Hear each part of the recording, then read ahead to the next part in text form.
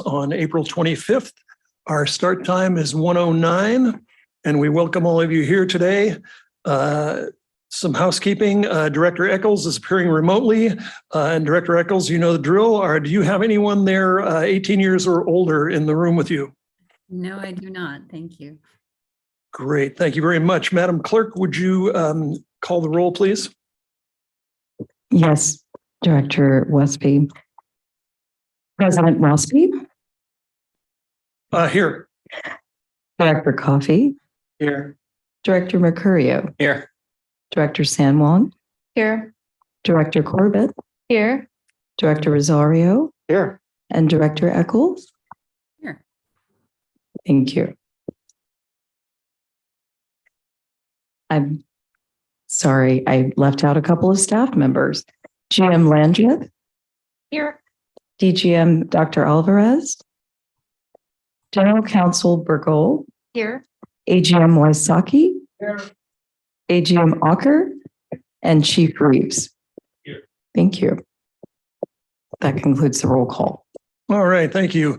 Well, today's meeting is held in pursuant to the Brown Act. This meeting is held in a study session format to encourage board member comment and discussion. However, per the requirements of the Brown Act, no formal actions will be taken at this study session. Therefore, any items requiring formal board action will be referred to future board of directors meetings for consideration. We're providing live audio and video streaming. We welcome any public comments from you folks out there in cyberspace. Members of the public wishing to make a public comment can do so live via Zoom by submitting an email, coming in person to our headquarters here, or by leaving a voicemail. This information is all on the agenda. And if you have any questions, or if there are no questions, we will begin. And we'll begin by asking Madam Clerk, do we have any public comments?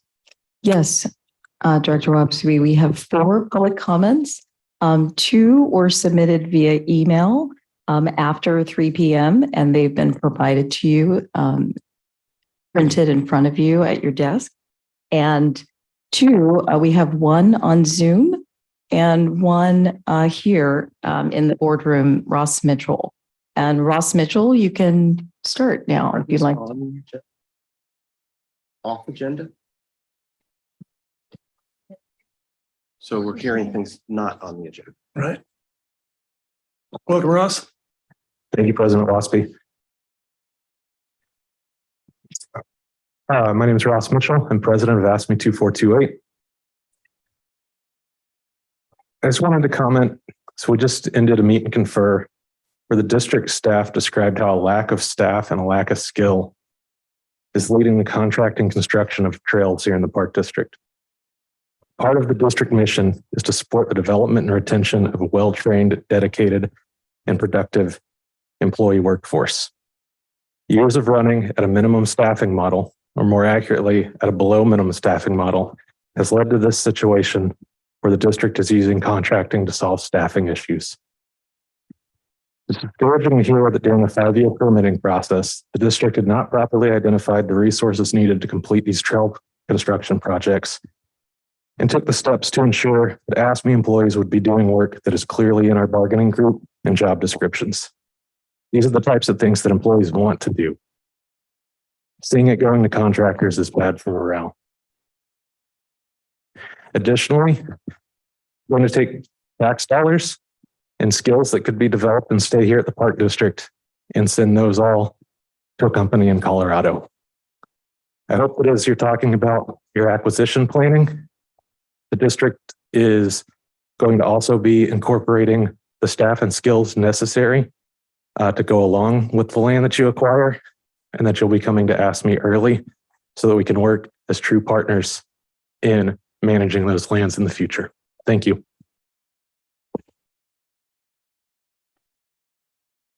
Thank you, Mr. Mitchell. Next is Norman LaForce. You have 2 minutes. Yeah, I did not intend to make a comment at this time on matters not on the agenda, but it's come to my attention. The information about how to get to the Zoom for tonight's meeting about the Wildcat Canyon Flow Trail is very, very difficult to find at the Park District website. I've had a number of people, many people, email me and contact me and ask me, where is this located? I looked and I couldn't find it very easily. It's not listed, as far as I can see, at the location on the website for public meetings. It's certainly not listed under the various board meetings and committee meetings. So I think there's a real problem that this meeting tonight is not really very well given notice to people on how to link up on Zoom. Thank you. Thank you. I guess I'd ask the question is, does anyone know where it is published? I think Brian is coming to the mic. Good afternoon. This is Brian Holt, Chief of Planning, Trails and GIS. There was a special web page for the Wildcat Flow Trail where the information is posted. Consistent with how we post most of our planning meetings, is it's under the project website. I can certainly send that link over to Mr. LaForce so he can have it and distribute it. I know it's been distributed pretty widely amongst the different user groups. And the intent of tonight's meeting is to sort of share the initial information that we've received. This is the start of what's going to be an extensive process. So there's going to be a lot of additional meetings coming up and everything else. So I can certainly share that information out. It is on our website. A lot of the user groups have been sharing it. So it's been making it around the community. So we actually expect a pretty robust attendance. Excellent. Well, I'd appreciate if you do that. Norman, did you hear that? And can you distribute it to your colleagues? Yes, I heard that, and we'll certainly distribute it. But it's not on the site that one would think where it says public meetings, listing what's being proposed as public meetings. And people have to know there's a project website to go to. I really think the Park District needs to review how it's going to give notice to this project and other projects of a similar nature. It's not intuitive when you go to the website, let me tell you. Okay. Yeah, so thank you for the feedback. It's so noted, and we'll work on our website on making sure that it's a little bit more clear so people can navigate it next time. But Brian will make sure that Norman gets the link directly. Absolutely. We'll do that Thanks. now. I ran into a lot of park users this weekend who knew about it and planned to attend. So I got the sense it was very well publicized. All right. Are there any more public comments? Madam Clerk? No, Director Wasby, there are no further public comments at this time. Okay, in that case, we'll move to our agenda, which we'll start with the general manager. We'll begin with the first agenda item. Fabulous. All right. Well, Mike is getting set up there. We have a PowerPoint presentation, and as you guys know, this is meant to be more interactive. So thanks for being flexible with our new seating arrangement in here. We're trying something new. So we welcome any and all feedback. It's a little cozy but different. So this is, again, meant to be interactive. This is a study session. This is not meant to result in any vote from the board, but really to be more of a discussion afternoon. And we've got quite a bit that we want to cover, and staff is really excited about the material that is in front of you and some of the really substantive policy recommendations that they want to pose to you on both the way that we approach and prioritize some of these acquisition opportunities, the process, and then also certainly there's some things on the financing that really, we're 15 years into Measure WW, and it's really a healthy time for us to kind of look at those funding mechanisms and see if they continue to make sense. And we've done a lot of work around kind of what is restricted by the voters and what is really in the board's hand. And you all have actually quite a bit of flexibility. So that's a good answer. And so this is I think a long time coming. I know that Michael and I have been talking about this since I walked in the door, and he's, as you know, very, very busy within the entire department and all of his hardworking staff on a tremendous amount of transactions and then really opportunities that we are continuing to pursue in this park district every single day. And so this is really timely that we check in with you to make sure that we're aligned with your goals and priorities around that land acquisition.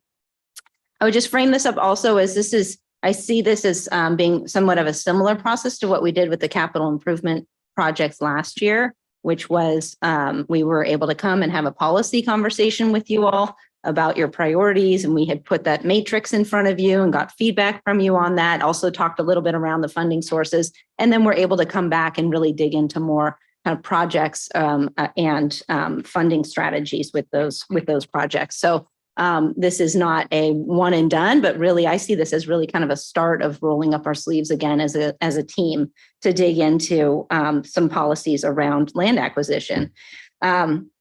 The other thing I really want to highlight, and Mike will get into this, is really also I listen loud and clear to the board as a whole, but also individuals, and wanting to make sure that each of you has opportunities to continue to have multiple touch points along the way with these land acquisitions that we're pursuing or not pursuing or considering. And so Mike will get into that a little bit because we want to add a little bit more kind of structure and discipline to this.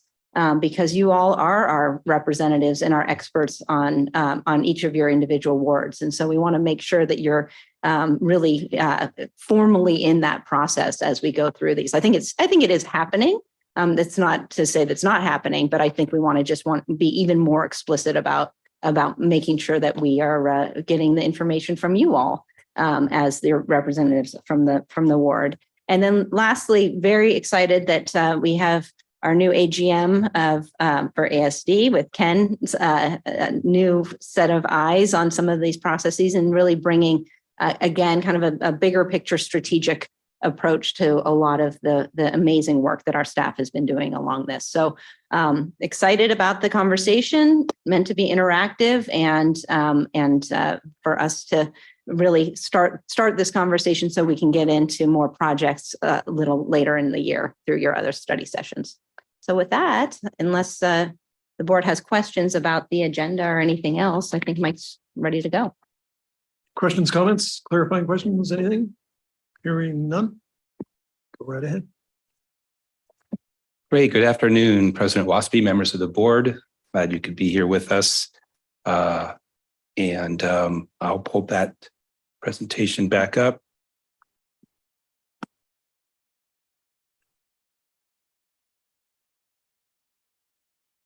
There we go. Let me check in with Deborah Fuller. Deborah, can you see my image okay? I don't have the photo of myself here in this. So I want to make sure that I'm not chopped off. Okay, during the presentation. There you go. Matters not. All right. Again, welcome. And I would like to start first acknowledging this photo is a photo of the Finley Road Ranch property, which closed to escrow on yesterday. Yeah, yesterday. So with this acquisition, we tipped the scales of total lands, total acreage, either under ownership or operated by the Park District at just over 126,000 acres.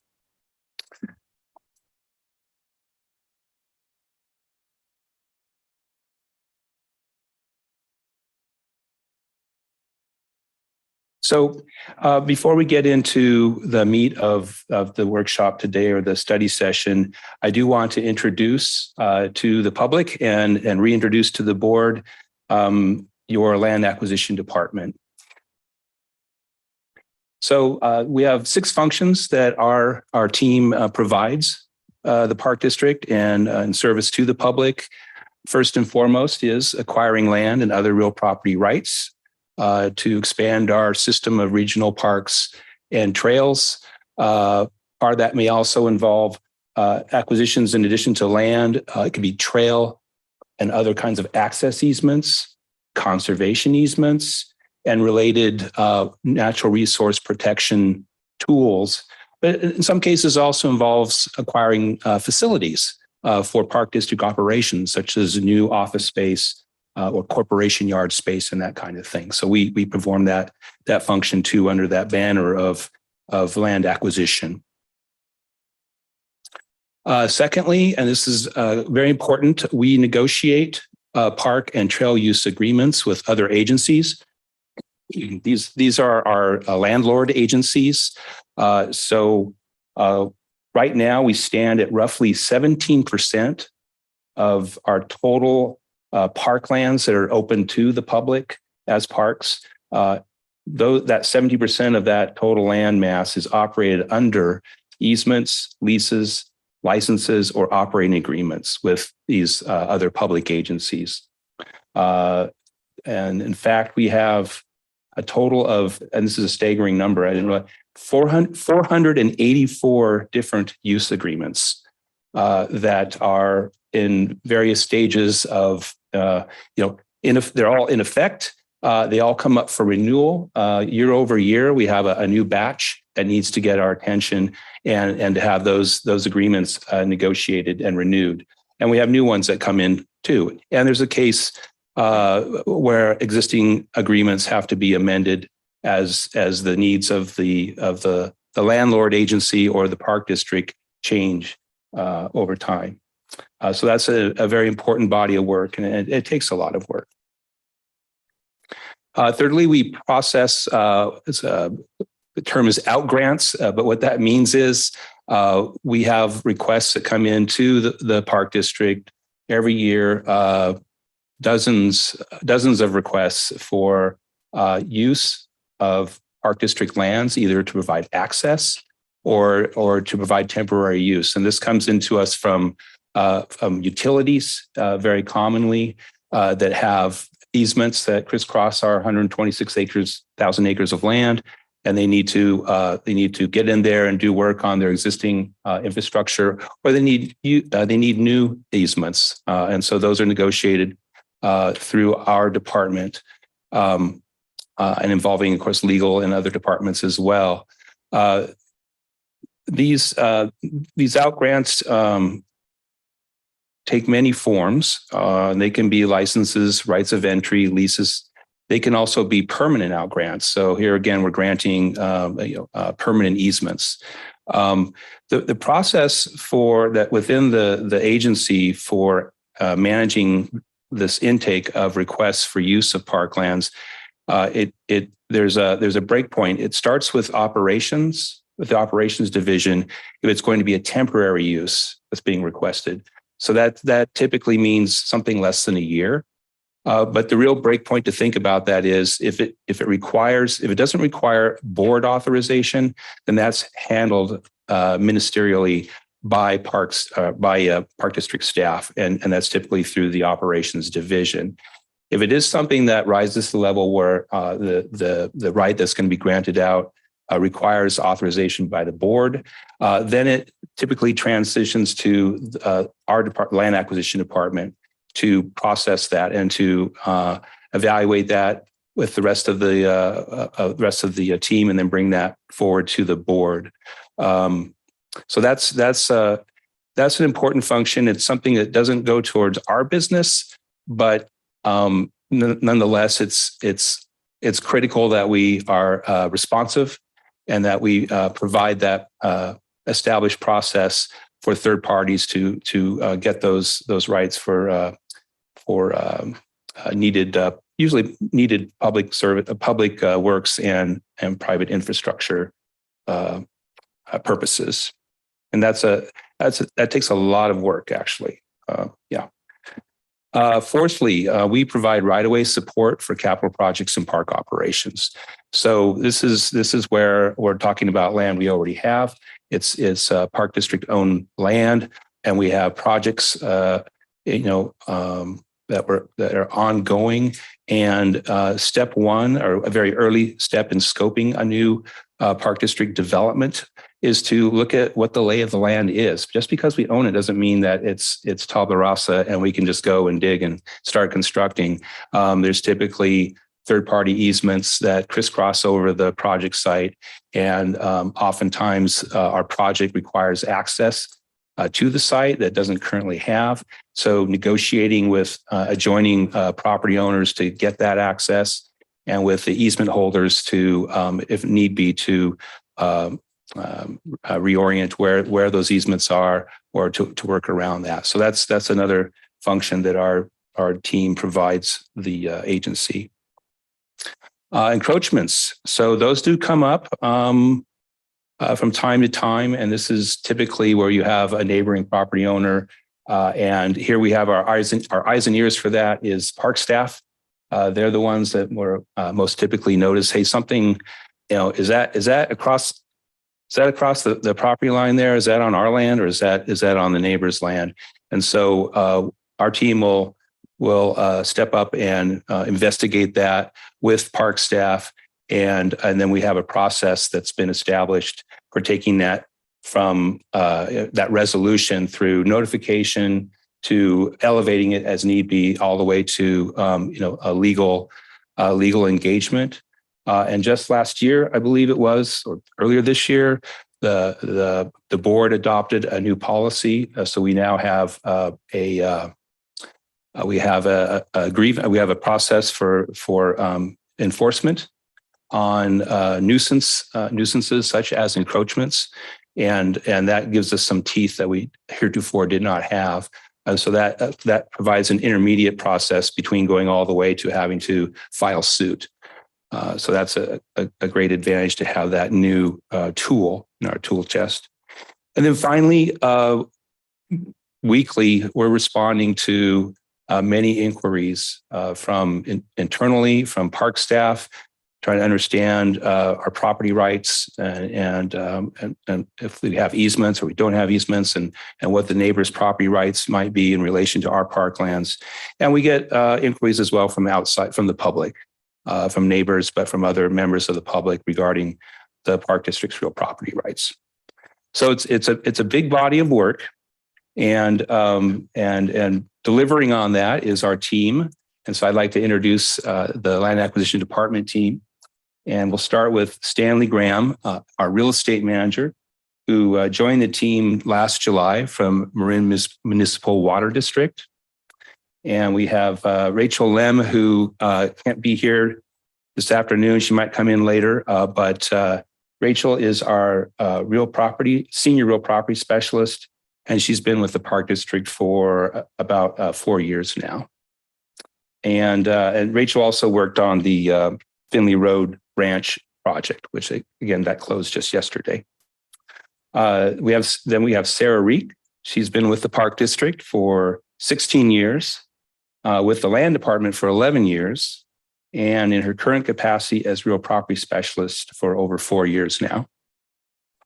And we have Philip Coffin with the district almost as long, for 13 years, 5 years with the Land Department, and new just this year to his role as our second real property specialist. And then we are currently recruiting for a new administrative analyst too. Philip promoted from that position, so we're in that recruitment process, which will bring us back up to full strength at 6 in all for our team. And then for today's land session, I do want to also acknowledge and thank Sabrina Pinnell, Senior Executive Assistant to AGM Wysocki, for her logistical support on this effort. And as every year, as well with the mapping, GIS analyst, Christy McCaskey. So with that, let's get into the meat of the discussion today. So the Park District, we've been doing land acquisitions for over 89 years now, and to great effect. As again, with the closing of the Finley Road Ranch project, we now stand at over 126,000 acres of land in our 2 counties service area. We have a well-established process and procedure for doing this work. And some of this is articulated as policy in the master plan, as well as in board operating guidelines. But much of the process and procedure has been handed down, if you will, without being written down, over the years to each successive team that has been doing this work. So this year, staff saw an opportunity to focus on operationalizing, I will call it, operationalizing that process and procedure by developing a roadmap, or you could call it a blueprint, that documents the process, as really that is best practice for ensuring consistency and effectiveness for any operation, right? Let's get this down on paper so it it has lasting, it's there for the record. It's there for each successive team to reference. And we realize in saying this down to paper and documenting that, this is a living process, and it has evolved over time. It will continue to evolve over time. But here we're setting down a roadmap that anybody can refer to understand how we do acquisitions at the Park District. So looking at this first chart here, it's called the Land Acquisition Project Continuum. And that's the best way to think of this, as a continuum, because it's really it's a series that starts with identifying an acquisition opportunity. Again, be that for land to grow our parks, an easement opportunity to extend a trail segment, another form of access easement, a conservation easement, a facility. Again, we might need to acquire a new facility for Park District operations. You getting feedback? No. Okay. So this line here, this continuum, identifies kind of the what's going on along this process, from the identifying the opportunities, and that opportunities come to us in many different ways, many different inputs, I guess I will say, Once an opportunity has been identified, then there's the initial discussions with the property owner or the other party or parties that may lead to into negotiations. And as we move forward, there's an appraisal process. There's evaluating the opportunity at every step of the way, and investing more in that evaluation process as we go, as it becomes more solidified, or more of a real opportunity, something that looks like it has some possibility of success. And throughout all of this, there's touch points with the board, and we'll get into that. And the board, in turn, will be authorizing at key benchmarks along this continuum, authorizing staff to take the next step in the process towards the negotiations and towards getting us to where we can enter into a contract to acquire land or other property rights. And then funding. There again, throughout the process and at the conclusion of the acquisition effort, the board is being asked to authorize funding, appropriating funds for the project and for the acquisition. And then there's the close of escrow. That's some point along that continuum. Following close of escrow, our team stays involved to ensure that there's a seamless handoff to the operations division. And that includes everything from building into the project budget, funds for safety and security issues to address safety and security matters that need to be addressed within the first, say, 12 to 18 months following the close of escrow. If there are leases or licenses affecting the property, if there's improvements, could be a house, or could be a well, whatever that might be. So the land team that's been the most kind of familiar with the property will be there to help with that handoff, and including discussions with the prior property owner. And again, if there's any tenants that we're going to be inheriting, having that handoff be as seamless as possible. Also with rights that go along with the property. So there may be separate water rights. And that's one example where there's a process of communicating to, in this case, the State Department of Water Resources about that water right, and making sure that transfer of ownership is documented with that state agency.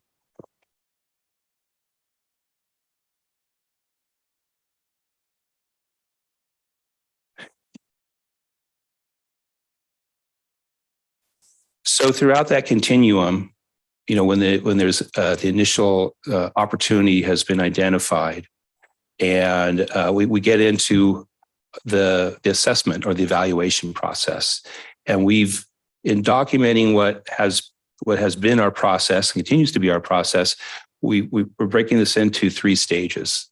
So the first stage is what we're calling initial assessment. And so that opportunity, we become aware of that opportunity, and our team, the land staff, will first screen that opportunity for nexus. What's the connection, if any, to our master plan, the Park District's master plan, to its vision statement or its mission statement? And that's that first cut screen. That examples of that would be there's a neighboring property adjacent to one of our parks, and we find out it's available for sale, or it might be available for sale. So we look at it and we determine, well, okay, it's where is it located, and if it's in fact adjacent to a park boundary that's already very well established, and it's a small lot, and acquisition of it would do nothing to protect the integrity of that park boundary or the scenic value of that area of the park, or to do anything to prevent or buffer from adjacent development, urban development, then it may not be a fit. And also, is there any funding available? Again, in our more legacy parks that are well established, there's neither the need to grow our boundaries there or the funds to do so. So just a couple examples of where that first screen can be sufficient to determine it's a property that's for sale, but it doesn't present as an opportunity that would serve our mission or the master plan. So following that initial screen, and as part of that too, the land team doesn't operate in a black box on this. I mean, we do in some, with negotiations that need to be confidential, but in vetting these opportunities as they come to us, we're going to reach out to park staff. We're going to reach out to other subject matter experts within our agency as it may pertain to evaluating or doing that initial screening. And we're going to do that throughout the process. So if it is something that merits further attention, then it'll be brought next to the leadership team of the Acquisition, Stewardship, and Development Division. And that team meets regularly. That's composed of the AGM of that division, as well as the chiefs from the 4 departments, which is acquisition, planning, stewardship, and design and construction. And the land chief will bring that opportunity to that team for consideration. I will have the input that we've gotten from park staff and from other subject matter experts. I can bring that into the discussion with that leadership team, and we can have a kind of a more full-throated consideration of that opportunity. If from there, the consensus is it merits progressing that up, moving that forward, it would then go next to the general manager's office, and there would be what we're calling an initial assessment memo. So that's the first piece, the first documentation of this opportunity that will cover those bullet points that you see on the slide. So it will provide a description of the property. It will also do an initial screen against the acquisition project criteria, and that's going to be in the second part of my presentation. Is a presentation of that criteria. So this will be just an initial screen of that. It's going to give the status of this opportunity. Is this a property that's on the market? Is this an opportunity for a direct negotiation with the seller? Is this a potential partnership project? So being brought to us by one of our land trusts or other partners. There'll be an initial look at what funding might be available for this. At this point, this is very early on. We won't necessarily, or probably won't have a very good idea of what cost we're looking at for the purchase of the property. But an initial identification of do we have any park district funds? You know, is there allocation area funds, measure AA or measure WW? Or are there other funds Park District has? We have a lot of restricted funds that can only be applied to specific areas within our service area. So we'll look at that.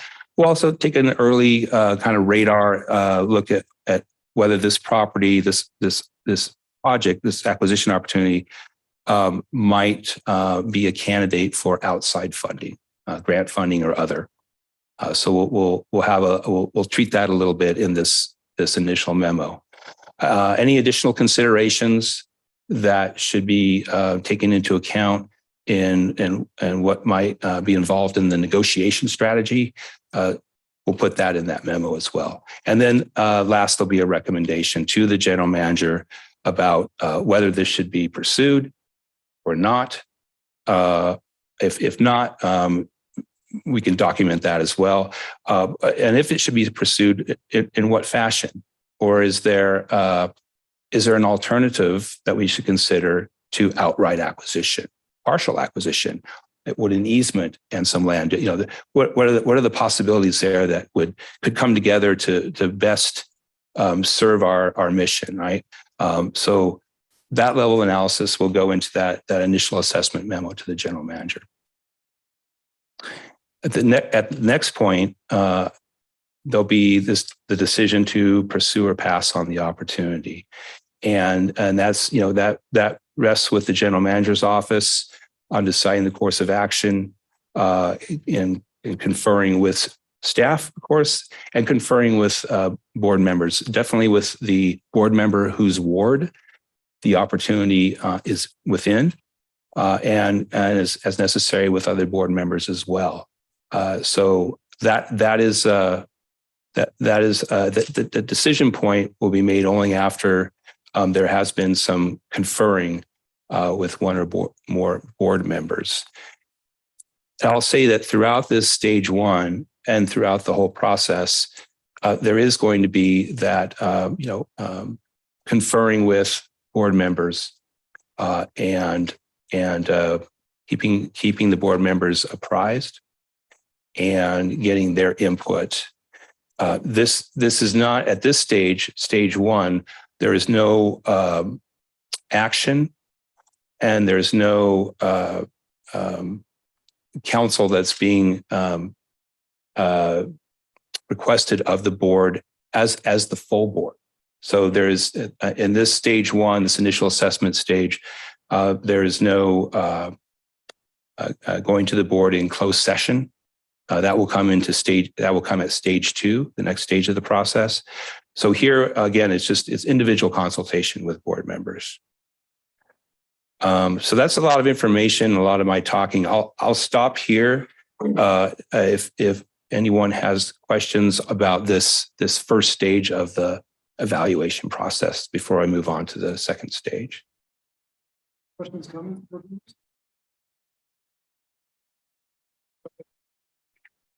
Thank you for the presentation. Is there, in this initial assessment, would you say there's a realistic timeline that you hold yourselves to?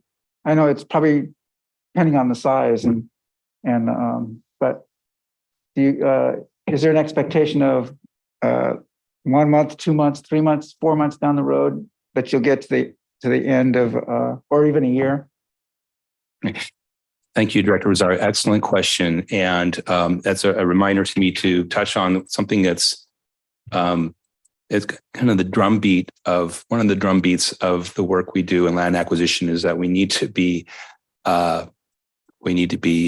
nimble, and we need to be responsive to opportunities, and not get bogged down in process and in evaluation too early.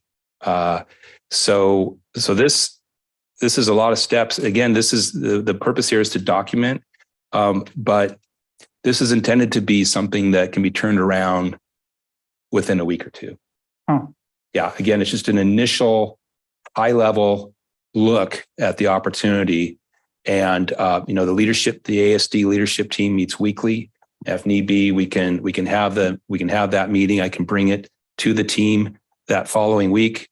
And we can pull together a memo that will touch on each of these bullet points and have that on to the GM, within 1 to 2 weeks time, just so we are moving quickly. So you have that ability.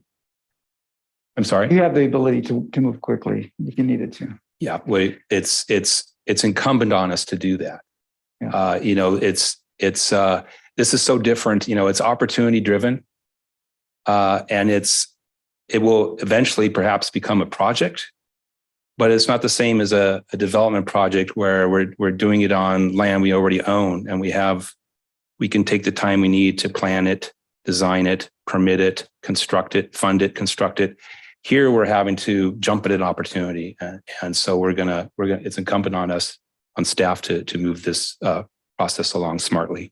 Okay. Well, Excellent question. The reason I brought it up is because the Brill property, it's land that's it's 3 acres of land that the owner wants to donate to the Park District, and it's adjacent to Park District land, and so it seems like that process has taken a long time. I think it was brought to us, I want to say, last fall. So This is the Boyd property. I think it's the Brill property off of Gilston, off of Gelston. Brill. Paramount Canyon? Yes. Yeah, Boyd. Is that the Boyd property? Yeah. Okay. Director Rosar, that's the Boyd property. So that's another example of how opportunities come to us. So these 33 parcels or some are basically what's called paper lots, and they're on the tax default rolls year over year. And so annually, the Park District will get notices from both of the counties on what tax default parcels are going to go up for auction. And so this is I think it's its third year now in being put on that roll as going up for auction. Each year we get board authorization to notify the tax assessor to pull that any property we have interest in, to pull that off of the auction roll, and to give us the opportunity to negotiate an acquisition. And it's a very complex set of circumstances with those parcels, and that's why we're year 3 into looking at whether we could make that work. No, I know all about that, the Boyd property. But there is another property that's currently, it's called the Brill property, right off of Gelston. Our fire department's currently using that as a staging area for fuel mitigation work. And so I could bring it back up again. So Director Rosar would be very interested in learning more about that. I'm looking at my staff, and we probably have a handle on it, but we'll get with you. I know you guys are aware of it, but just could be a name thing. But yeah, I just was curious if there's what timelines could be. So thank you. Member Corbett.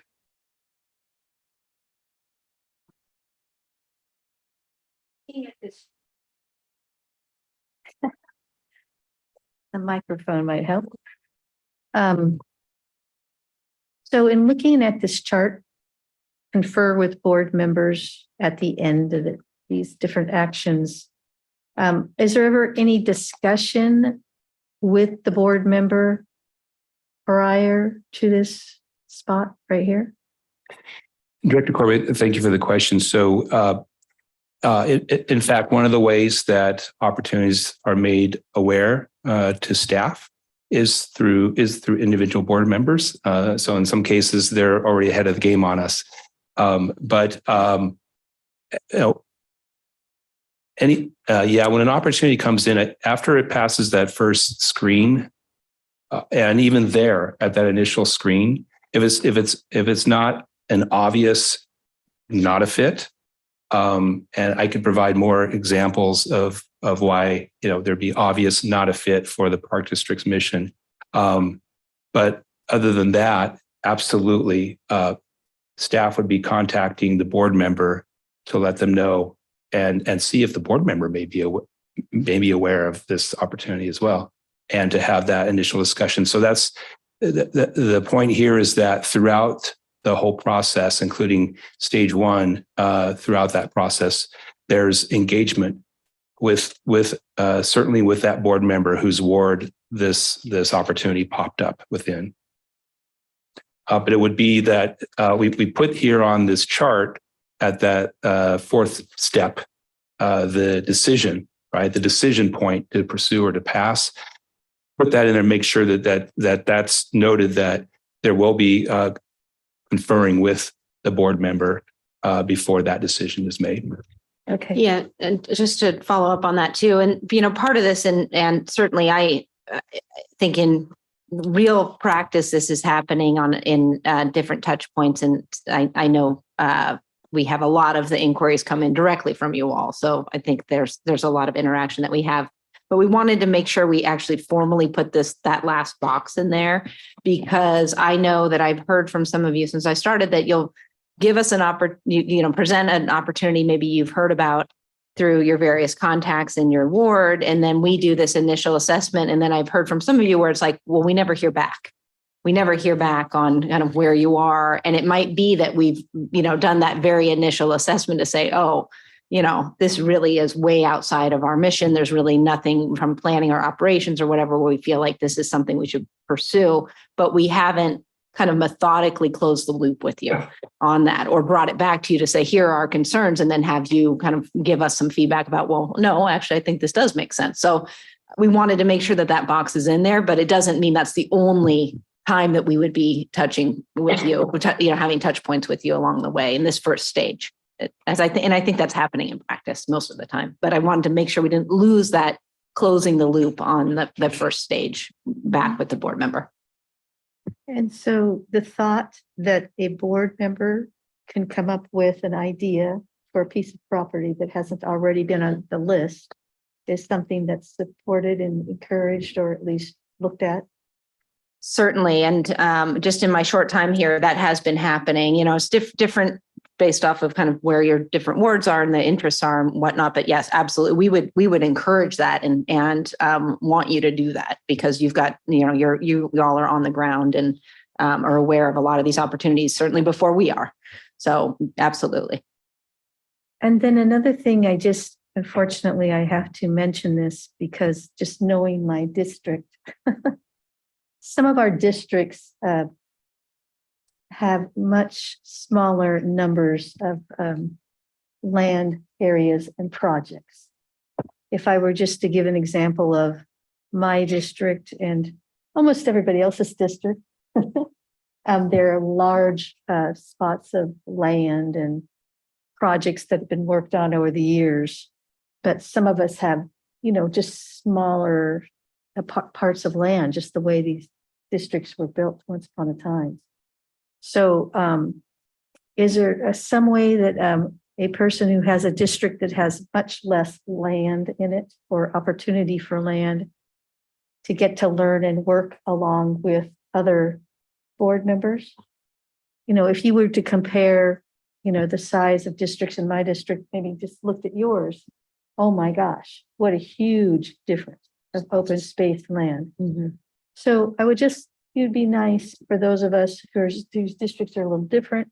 We have the opportunity to maybe have conversation about, well, maybe you should be looking at some other parcels of property in this particular district based on that issue, or have an opportunity to work in the other district, have discussion with your colleague. Because it's really, I don't know if you guys, I'm sorry, I keep bringing this up, but there's a huge difference between, especially the district I represent, and the amount of land and space that's available. So, so do we have any encouragement? That sounds encouraging to me, that I have the opportunity to say, well, what about this?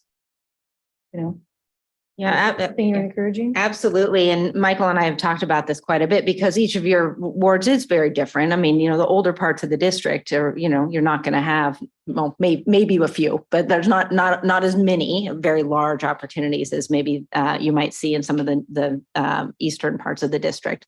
So, but doesn't mean there aren't any. And it's a matter of, we've talked about some really kind of creative ideas around that, important connectors, certainly in Dee's ward. A lot of these trail connectors are they're really hard. They might be small, but they're really, really, really tricky. But that doesn't mean we shouldn't continue to pursue them. And certainly, you and I have talked about a couple in your ward that, again, kind of thorny, little different from what we maybe have done in the past, but warrant some real rolling up our sleeves and looking at them. So absolutely, we really want the input from the board member. And we want to hear from you on creative ideas because so not to mean to be critical, but this is just the reality of the easy stuff's been done, I guess. We're down to the really thorny acquisitions, especially in the older part of the district, but doesn't mean that we should not be paying attention to those. So absolutely.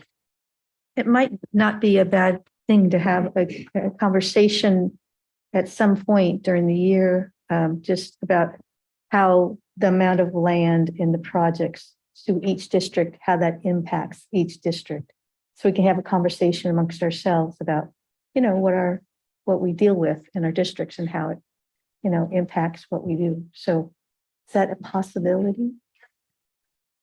Yep, definitely. As we get into this summer, you have your priority setting workshop or study session coming up in July, and we have the budget process. We have the capital improvement study session that's coming as well, where we can talk more about kind of capital projects and the prioritization along that. And so for each individual board member, certainly you're looking at your ward, but you're looking at it district wide. So lots and lots of opportunity for that. And you might not have as large pieces of property open in your district, but you might have the opportunity to take a look at it and see if some of that should be looked at. Absolutely. Do we ever think about sharing property that other districts might own or support that we would be part of? Do we ever look at that? Yeah, I think we've got do we really? quite a bit of those. I mean, Mike, I think you said we have at this point, did you say 17% of our 84. lands? That's correct. 17% roughly of our open to the public parklands that we operate as parks are the subject of these 400 and some use agreements that we have with the agencies that actually own the land. But it really would be nice to have a little bit of study about how this impacts and how it compares between districts. Have somebody do some work on that to show the difference between districts. Yeah, that's good homework for us to probably, we can get to the board kind of what those 400, what did he say? 434, 84. Don't want to discount those last 50. Where those sit. I think that'd be good for the board. As you know, as you compare it to different districts, it's very different as far as amount of land that's available to the park district. Correct, Director Corbett. And, we find that in the urbanized core of our service area, the wins they're just as big as the 100-acre ranch acquisitions may be in a more rural setting. If it's just a quarter acre or it's 500 feet, if that 500 feet is what it's needed to make a critical connection, close a critical gap in the Bay Trail or another park access location. So those are the harder ones to do as well, but they're big wins and understood in that sense of scale. They're just as important, obviously, and we're constantly looking for those opportunities.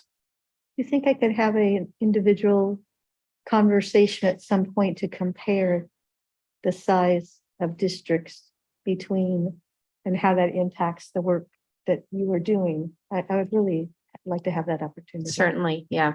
Yeah. And we were going to kind of talk about this at the end, but certainly I can say it now, which is, in my one-on-ones with you, we were trying to get a little bit more robust briefings on some of the acquisition opportunities, but really Michael and I have talked about, and Ken and I have talked about really having, more regular meetings with each of you. So we get out in the field and, even take little chunks of your district at a time and, bring planning along with us and really, kind of give you a picture of what we're working on and where things are, and do it, in a real-time interactive basis, one-on-one with each of you in your ward. And, with Colin is an opportunity to do that with staff at some level, but something that proactively we plan on doing. So absolutely.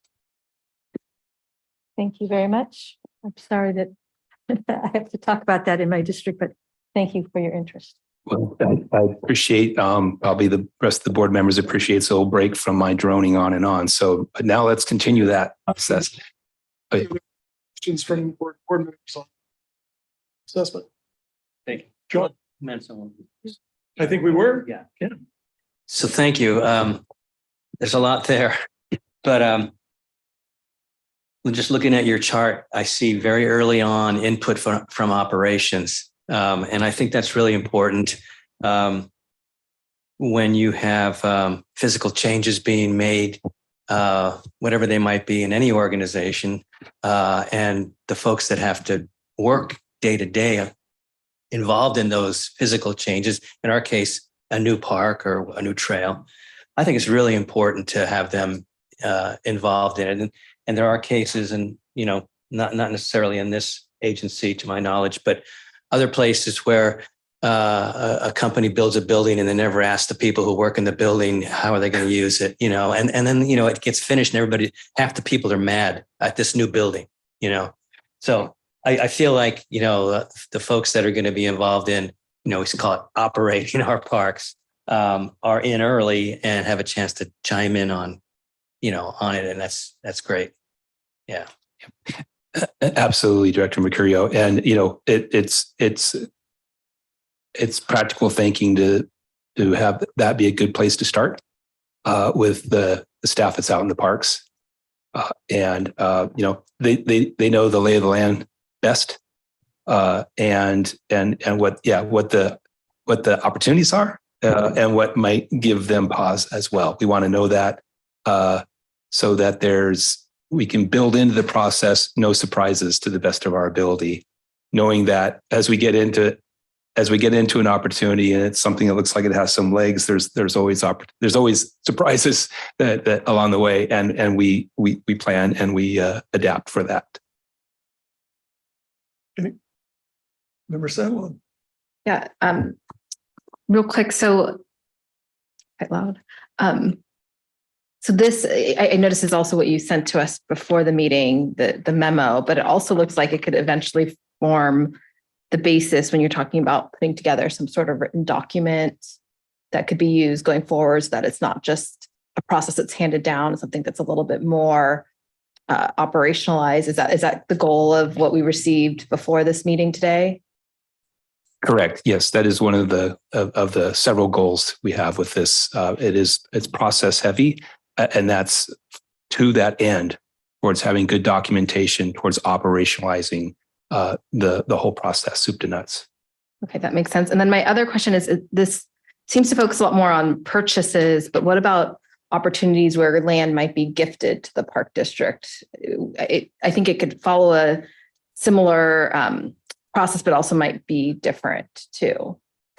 Yes, absolutely. Land comes to us, easements come to us, new staging areas come to us built through some of these developer dedication opportunities.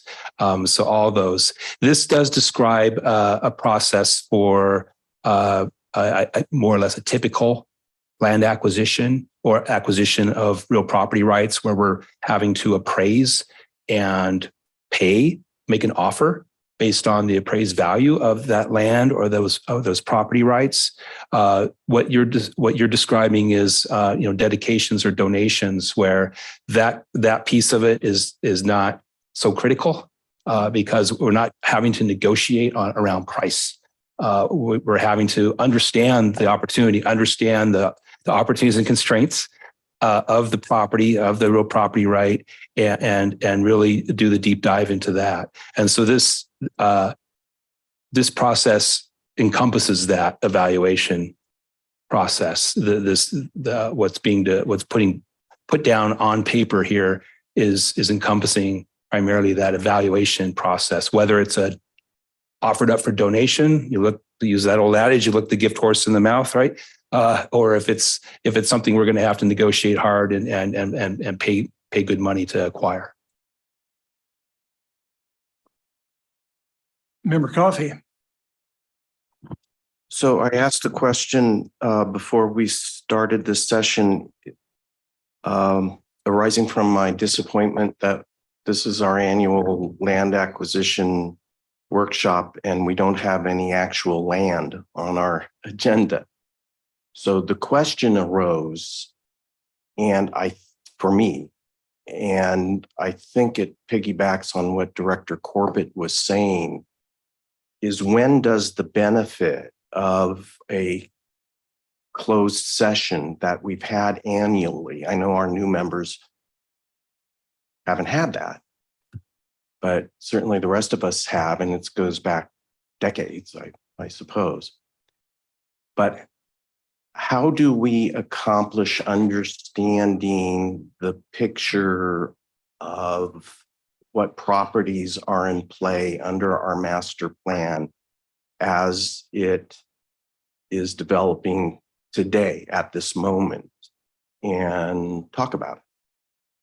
For instance, one-on-one we do occasionally, but we have to be careful about it. But I am chomping at the bits, so to speak, to discuss with Director Corbett, Director Mercurio, Director Sano, Director Waspy, Director Rosario, Director Eccles, a number of really exciting property opportunities that are currently today, as we speak, in play in Ward 7. There, in the absence of that annual land work session where we actually have land on the agenda, there is no opportunity for me to do that. And my huge concern in reading this was there isn't any such opportunity in any of these stages that we are presented here. So this makes me think that there is a need to understand the problem that is being addressed by these new policies and procedures, because I'm just getting the sense that these are new policies and procedures that represent a solution to a problem I don't understand or don't know that exists. And one of the ways you would address that is by going over our current policies and procedures, which exist in the master plan, as I understand it. In other words, a lot of these concepts that are described in stage 1, in stage 2, and so on in the subparts, the concepts are already there in our master plan. And many of them have, again, been there for decades. And so it would help to have a juxtaposition of what we've done in the past and what this presents that's new, because what's jumping out at me is what isn't there. And that is in stage 1, initial assessment. There is a reference to confer with board members. I think you noted it's at the end. And there are, as you suggest, Sabrina, all sorts of informal opportunities. We all get to do that.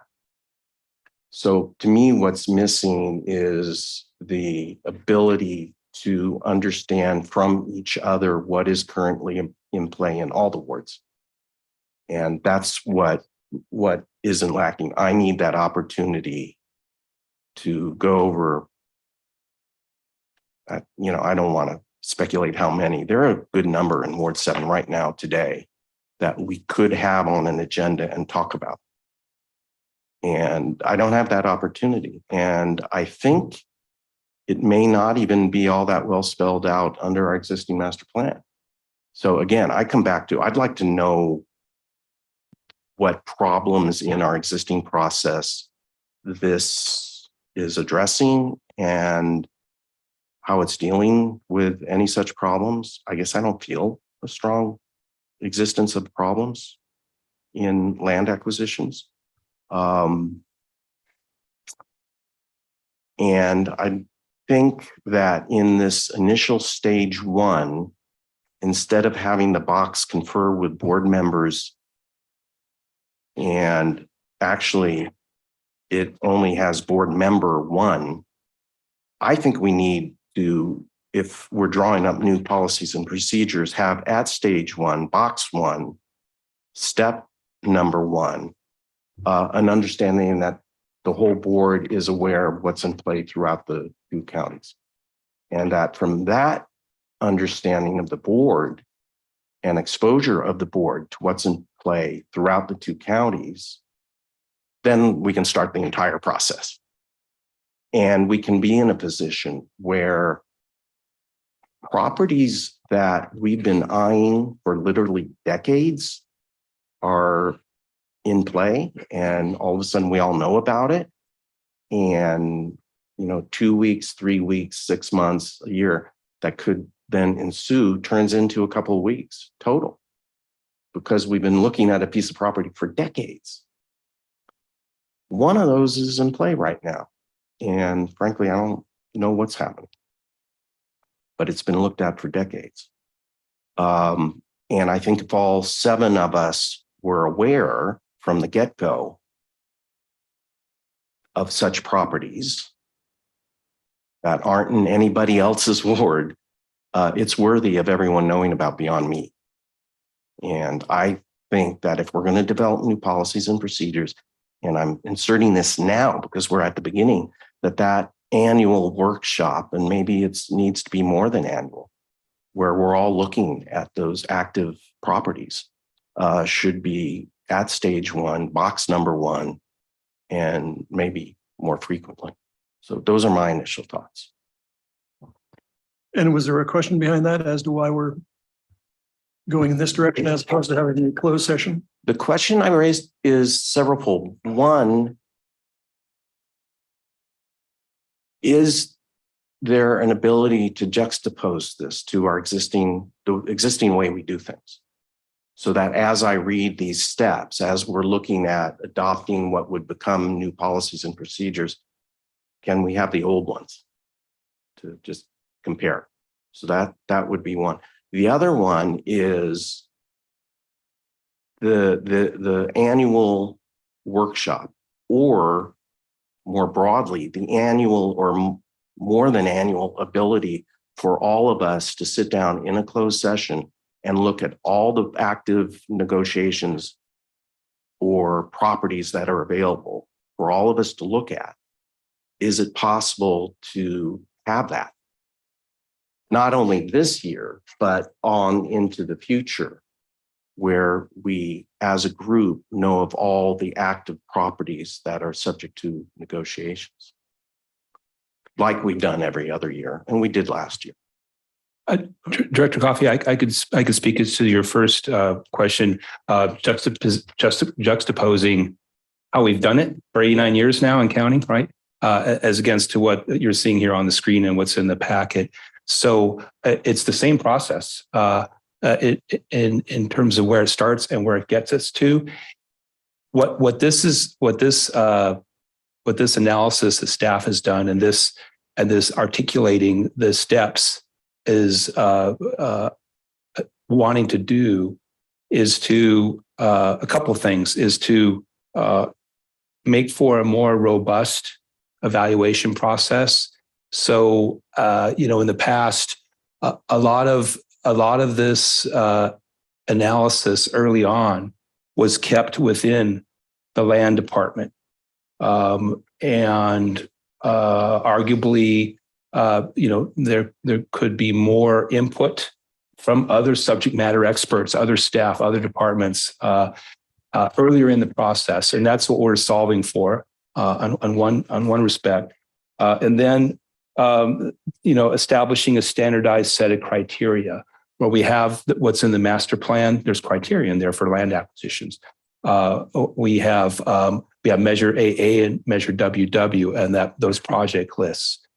We have other priorities that we're aware of and that we're tracking, but just as we did recently with the capital projects prioritization criteria, that matrix, here now we're looking at doing the same treatment, not for prioritizing, but for evaluating whether an opportunity on its own merits warrants consideration and possibly acquisition. So that's the second piece of this, is the criteria. So improving the process, making it more robust, and having some criteria to go with that. That's as to your first question. And to the second question as to why we can't have a closed session, is there? Like we did last year, you were the architect of it. There's no reason we can't have a closed session like you had last year. That was appropriate. And I can give you further guidance and counsel about the Brown Act requirements for land and property closed sessions. But I don't tend to do that in open session meetings. So I'm happy to talk to you after the meeting. That was the answer. We Yeah. can. And there's no reason why we aren't planning on doing that. So this is not what this was intended to be. So again, if that is, it came at little apples and oranges, or big oranges, small oranges, I don't know what it is, but this is meant to, again, the issue that Mike raised around trying to document the current process that's been that we've been conducting. And I don't think there's anything in here that's controversial or kind of should be as a surprise, but try to put some more structure around it. The main problem that came up from staff, and we have example after example, is again, opportunities that are pursued without really having a robust conversation around what does this mean for the other divisions, and how does this really tie into, like, what is this? What are the issues that we're going to have with this property? Is this really something that we want to prioritize? And so that's, again, as we're looking at this evaluation criteria and the process in place, funding is a big part of it. I think I remember sitting in several rooms with several of you when the Finley Road property came up, and some heartburn around, don't worry about it, we'll find $11 million. And I heard you all loud and clear that was not something you were comfortable with. So that's also what this is. This is a big part of this conversation internally. We're not giving you all the nitty gritty of what that means of our internal processes. So that's another one. And then certainly there's no reason why, if you guys liked that process last year, why we couldn't do that again. This just helps us refine that list and bring it to you with some categories of prioritization. That's fine. Yeah.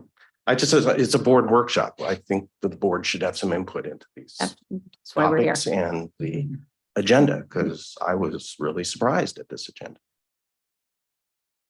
Any other comments from board members? All right. So I agree with, I was looking, I always forget Elizabeth, but I was looking. You're still there without a hand up.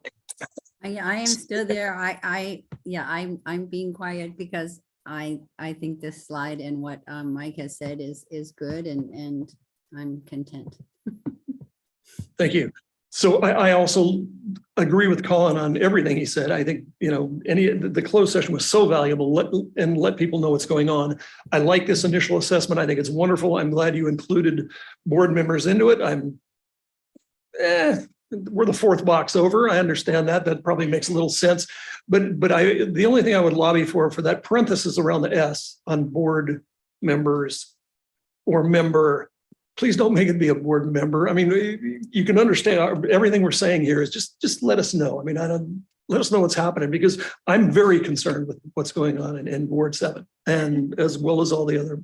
And I once again, I won't say it, but I'm not ward centric. I don't give a hoot about Ward 3. I do, but I'm concerned with each of your wards, and I'd like to know what's going on in those. So if you could just take out that parentheses and call it board members.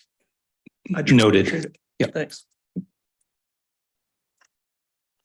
And I also might comment that I knew this wasn't going to be a 3-hour workshop. This should be a 2-day one, but proceed. Thank you. And just again, perhaps quicker than this workshop, this stage one, the idea is that it turns around pretty quickly. So this is all within a matter of days, if need be, if something really needs to be jumped on. So we're doing those touch points, including the board members. All right, stage two. So we're off to the races, so to speak. It's something that the GM and board members have confirmed it is something we should pursue. So land department will do its process. We're gonna commission an independent appraisal.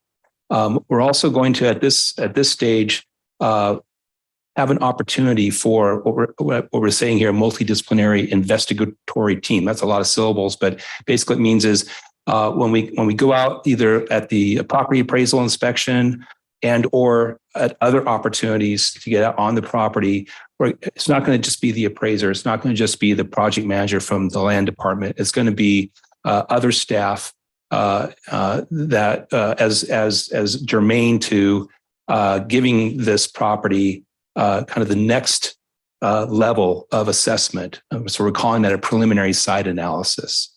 The point here is that the opportunity here is there's a window of time, because typically if we're going to commission a property appraisal, that appraisal will take a contract appraiser anywhere from 4 weeks to 8 weeks or more, depending to pull that together and to deliver that to Park District. So we have that window of time within which we can kick the tires a little bit more.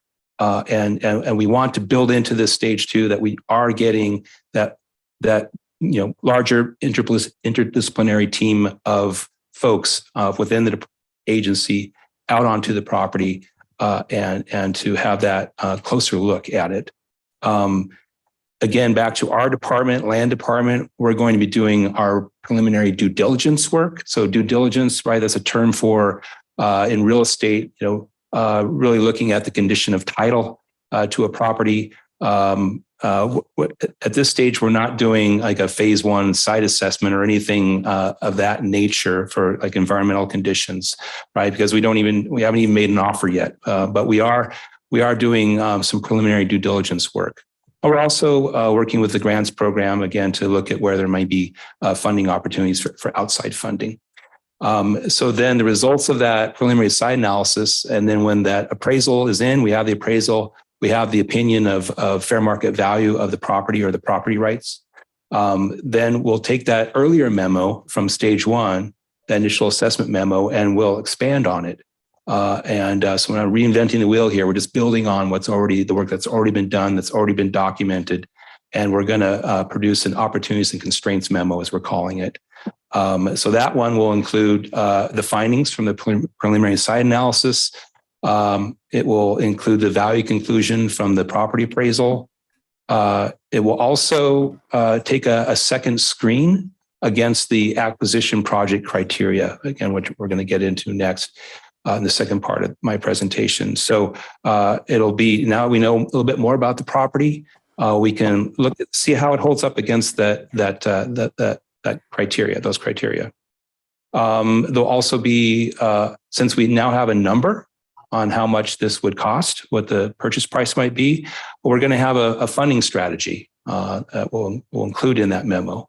And then there'll be a recommendation, again, a recommendation on price and terms and anything that would be germane to the negotiation. That will be included in the recommendation in this memo that goes to the general manager. So at this point, we're ready to get the full board to take action to authorize the agency to make an offer on the property. So staff would bring this opportunity to the board in a closed session format, and there would be this memo, this opportunity constraints memo would be basically in the form of a confidential memo provided to the board in advance of that closed session discussion. And at that session, staff will present the opportunity, answer any questions from the board, and get direction from the board on any of the particulars for the negotiation and an offer and then get the board's authorization to make the offer. So that's stage two. Director Rosario, to your question, the timeline, right? So stage one, as quick as possible. Stage two, the timeline for that is really going to be driven by the appraisal process and the time it takes for the appraisal to be prepared. And if we have any time past that, that's gravy.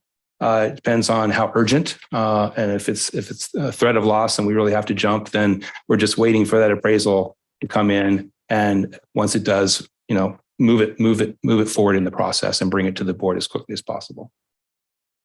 So I'll stop there on this stage two presentation if there's any questions from the board. Any comments on stage two?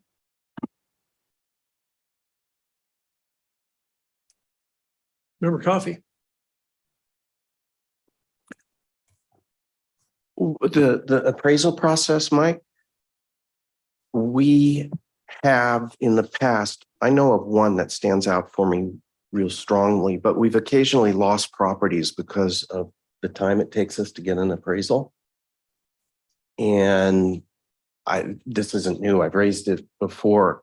We are at a distinct disadvantage at times because of the public entity obligations of due diligence that you're speaking of, Michael.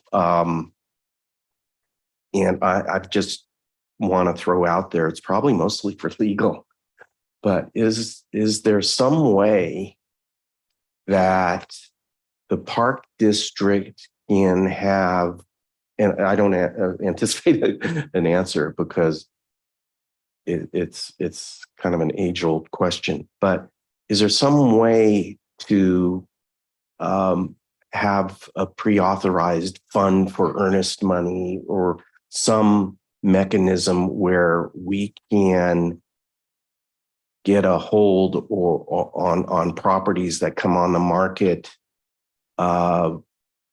in order to complete all the public agency process that needs to be involved, including the appraisal? And this is generated by real life examples of someone who came in for a property we were interested in with cold hard cash and lots of it, and we just lost the property. And that is a disadvantage because we can't do that. But I've always wondered if there was some way to have some kind of fund established that we can use to put earnest money down on property to try to get a chance at those with cash purchases and acquiring those properties. Just a thought. Director Coffey. So yeah, it's hard to compete when somebody shows up like that with the cold hard cash on the barrel. I mean, there's strategies and there's techniques around negotiations. One thing we can do is, although our fiduciary obligation is to have a full, complete written appraisal report we can hang our hat on, especially for getting outside money, grant money and that kind of thing, that it passes that benchmark of an appraisal product. We can more quickly get a restricted appraisal. It's a term. So it's a more quick and dirty. We can even get a verbal number. We can get a range of value. This is, if we're trying to be really quick, trying to be nimble and get an offer in, we can use that approach and the appraisal process to kind of to give us a number to work with or a range to work with. And then there's different negotiation strategies. If you're going to get into something that's binding with the seller, then they got to know what the terms are, right? And if we don't have the appraisal yet, in my previous capacity in private nonprofit land conservation work, in some cases we'll do option agreements where we set a floor purchase price. And if we can get the property owner to agree, like, all right, I'll sell it to you as long as it's at this floor price, right? And we're doing our best to guess where that dart's going to land with the professional appraisal report, that estimate of value. And if we hit our floor, we're good. If we're not, at that point, if we're in contract, then there hopefully is enough kind of traction there with the seller to be like, hey, we didn't meet the floor, but we can move this thing forward. We're really excited about, so there's techniques and there's strategies for how we might try to be as nimble as we can. And there's also our partner agencies, our partner land trusts, private land trusts. They can move. They don't have the same, they have their own fiduciary, of course, obligations. They don't have the same parameters around use of public funds, obviously, that a public agency like the Park District has. So they can sometimes act quicker and have in our history. They've been a great partner, our local land trust. Anyone else? Hearing none, let's move to stage 3. Okay, we're on the final stretch here with acquiring a piece of land. So if we're successful in the negotiations and we've negotiated what is typically an option purchase and sale agreement, as we refer to it, with the property owner, with the seller, and we can get their signature on that document, then we've got a binding contract.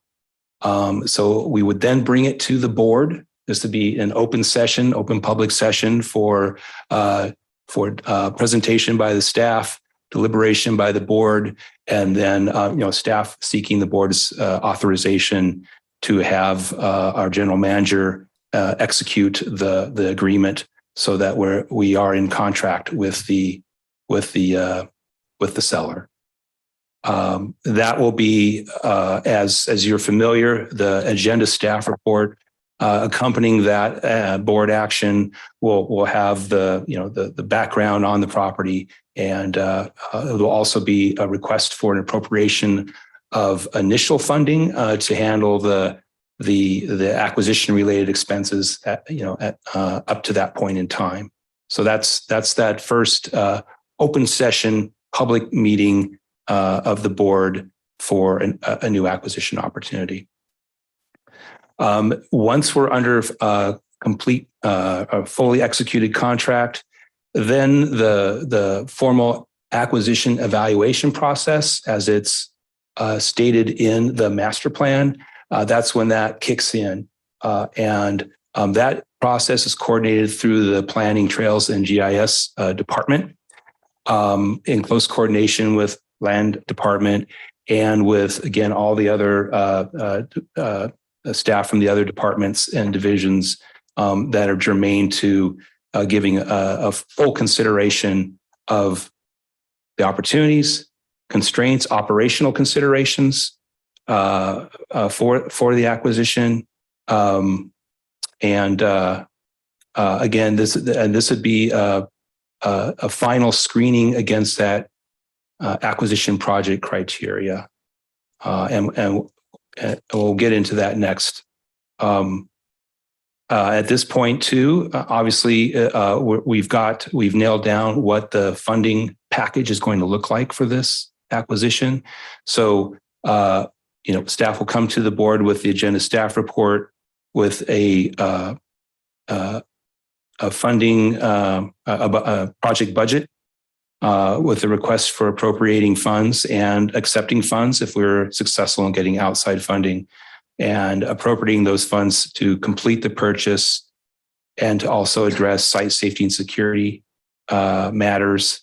That's part of that appropriation process at this stage.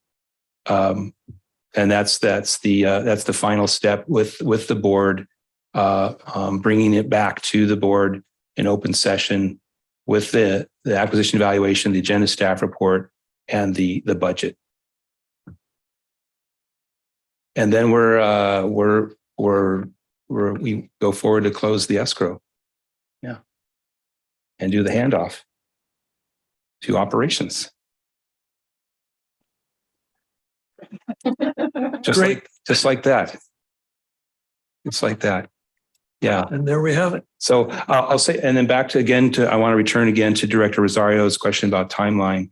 So this stage 3 will be, stage 2 can be short or long, just depends on the negotiations. Sometimes negotiations reach an impasse. But we don't, we're not going away, and things come back to us as longer term board members would know. They'll come back to us, and then we'll have our opportunity. We'll have another crack at it. So, but assuming that there's the seller is the property owner is motivated and engaged with the park district, that stage 2, that can be pretty short. We get the appraisal. We're ready to go. We're ready to go to the board to get authorization to make the offer, and we get the seller's signature on the contract. This stage 3, that timeline for that is going to be driven by how long of an option period that we negotiated in that option purchase and sale agreement. We try to get as long of a period as we can. I mean, there's commercially reasonable periods to option a property, to have an exclusive option, take it off the market. Years doesn't work unless you're willing to put up a whole lot of money. So something shorter than that. If we think there's an opportunity for outside funding, that process takes a considerable amount of time typically. And so there, if we know we have a real strong chance for some outside funding, we're going to do our best to build into that option period enough time to allow that funding to be awarded and to flow into escrow. So that stage 3 it's driven by the option period, and then we just need to make sure we can exercise the option, get the board's authorization to move forward, exercise the option before that period terminates or lapses. Yeah. Great. Any questions or comments on stage 3? Director Corbett. Do you have a list of how many projects per district? The land department, we have a master list of all the projects that they're not arranged by ward, but they're arranged by park or regional trail. And it's a long list, and it includes those that are actively being negotiated. There's it's list of pending dedications or anticipated developer dedications, donations, public benefit conveyances. It includes properties that we're just monitoring. So we do have a master list. It's organized by park and by trail. Could you put together one that is by district and share it with us? Yeah, certainly that'd be I possible. think that would be great. That list is for anything that's in negotiation and has not been to the board. We consider that, staff considers that to be a confidential list. As we as a negotiating party, we like to keep that just between us and the property owner. So that's just something to bear in mind. So none of that information would be available to the individual board member? Certainly, yes. Okay. Just wanted to note that it wouldn't be something publishable. Gotcha. Yeah. That you could share that with us individually. Certainly, I'm looking to general counsel on that, but I think that would be acceptable. Thank you. Let's do that. Thank you. Any other questions on stage 3? Member Sandoval. Does that list also include potential gifts? Yes, those are few and far between. There's the word gift and there's the word donation. And we do get donations. They're usually driven by, not always, but litigation could be involved in that. Developer dedications is something that's not through litigation, but it's through the project approval process for a development. But yes, it includes gifts as well. And we have received a few of those over the years. Anyone else? Hearing none, thank you very much for your presentation. And I'm going to, what am I going to do? In honor of former member Ann Wieskamp, I'm going to give us a 12-minute recess. We will come back for Deborah's great presentation at 3:05, or Mr. Wysocki is going to have to buy us dinner. So let's try to get back here. Just let folks know you're not done with me yet, but I promise to work smartly through the acquisition project criteria, which is the other second piece to what I have to share today. But I don't. Not according. Go right ahead. Okay, 2 slides. I believe it's just 2 slides. All right. If it's possibly. 3 slides. Okay, acquisition project criteria. So 3 considerations to that, and that's in the packet. What is the specific public benefit and utility that the acquisition opportunity would provide in alignment with the Park District's vision and delivery of its mission? What is the strategic importance of the acquisition opportunity in terms of availability, timing, funding, and or threat of loss? So that gets into, do we need to be nimble, and is this something that's going to slip through our fingers otherwise? And then finally, the anticipated operational needs and costs that would be associated with the acquisition, including an identification of any operational constraints. So this is where, again, we want to, if there's process improvements here in 2023 over what we've been doing for the last 89 years, it's to go deeper into that analysis on operational considerations, and that's what this process will do. Okay, acquisition project criteria. So the criteria that we have in the master plan, there's criteria you can lift right out of the master plan on what is the policy for Park District acquisition of lands and real property rights. So we borrow from the master plan, and then we also have the recently adopted capital project prioritization criteria.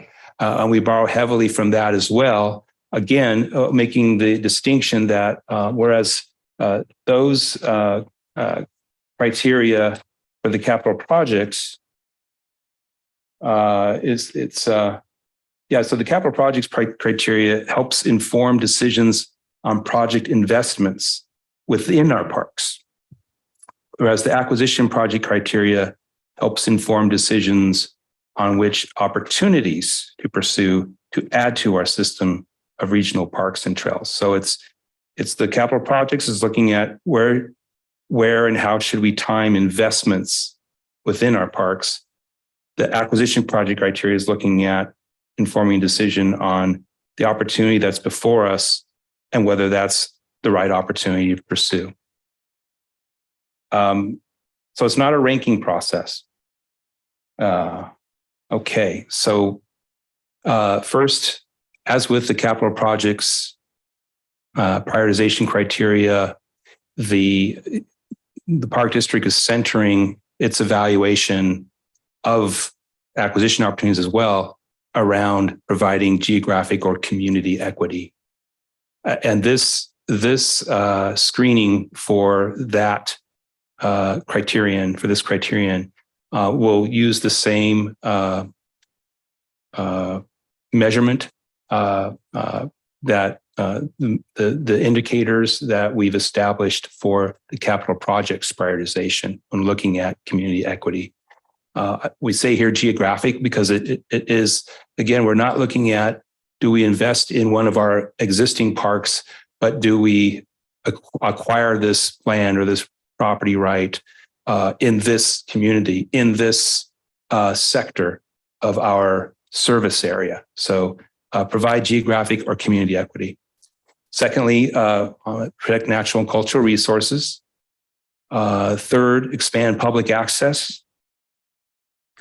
Fourth, address operational needs. So that's similar to capital projects, but here, not question of do we build a new facility or rehab a facility and put some money into that, but here it's like, do we acquire, right? Do we acquire land or do we acquire a new building?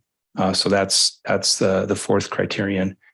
5, further climate preparedness.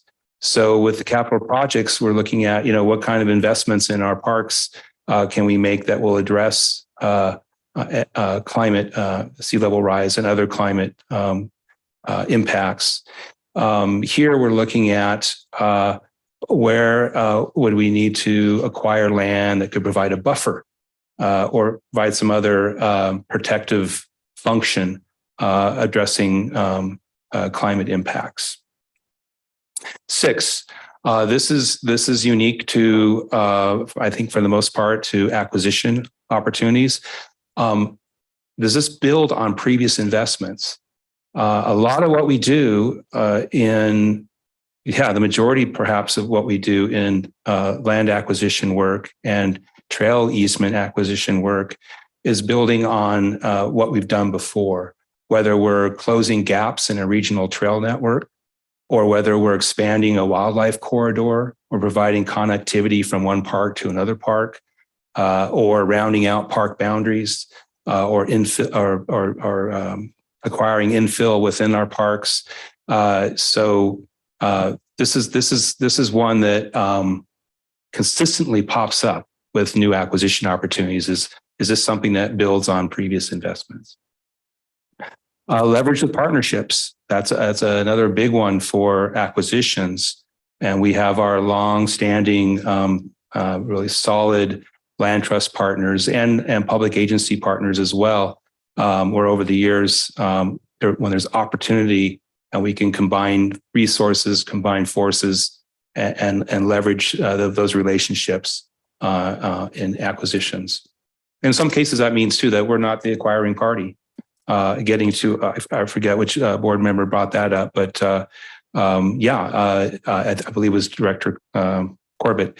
But we could look at where there's a need to preserve a landscape, protect a landscape, and open it for park use. Does it make the most sense for the park district to play that role, or is it working in partnership with the public agency within whose jurisdiction the land is located, and what might that look like? 8 is respond to threat of loss, and so this gets again at just being nimble and being responsive when there is a landscape that is under threat of being sold off and developed. Other examples too of that. And then the last one, and this gets to the more the deeper dive we're going to do going forward, looking at operational sustainability. So, what does it mean to bring this 200 acres of land into the park district system, right? To fold it into that existing park. What does it mean in the near term? I will say in the immediate term, in the near term, and over the longer term. In the immediate term, we're going to address that through the acquisition process in pulling together a budget and having an appropriation by the board that includes funding for addressing the immediate safety and security issues related to that acquisition. In the interim term or near term, most acquisitions of land are going to be put into land bank status, what we know at the Park District as land bank status. So not open to the public until made safe and suitable for public access, right? But there's still an operational requirement to manage properties have been brought into land bank status. So having a better sense of what does that look like.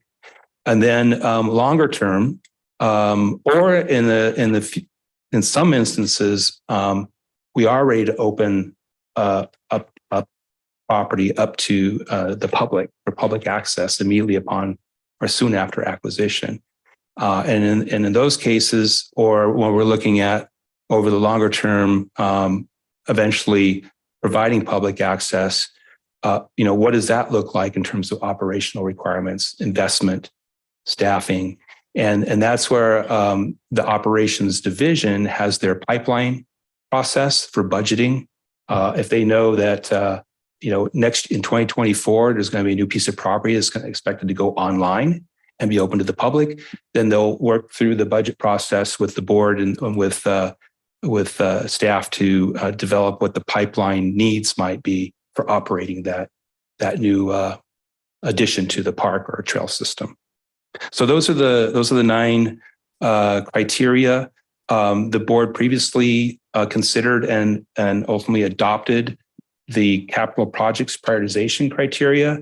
So these 9 criteria are presented to you today as draft criteria for further discussion and consideration by the board, and then moving that forward. And the general manager could speak to that, but moving that forward to come back to the board at the right point to adopt the criteria as kind of finalized.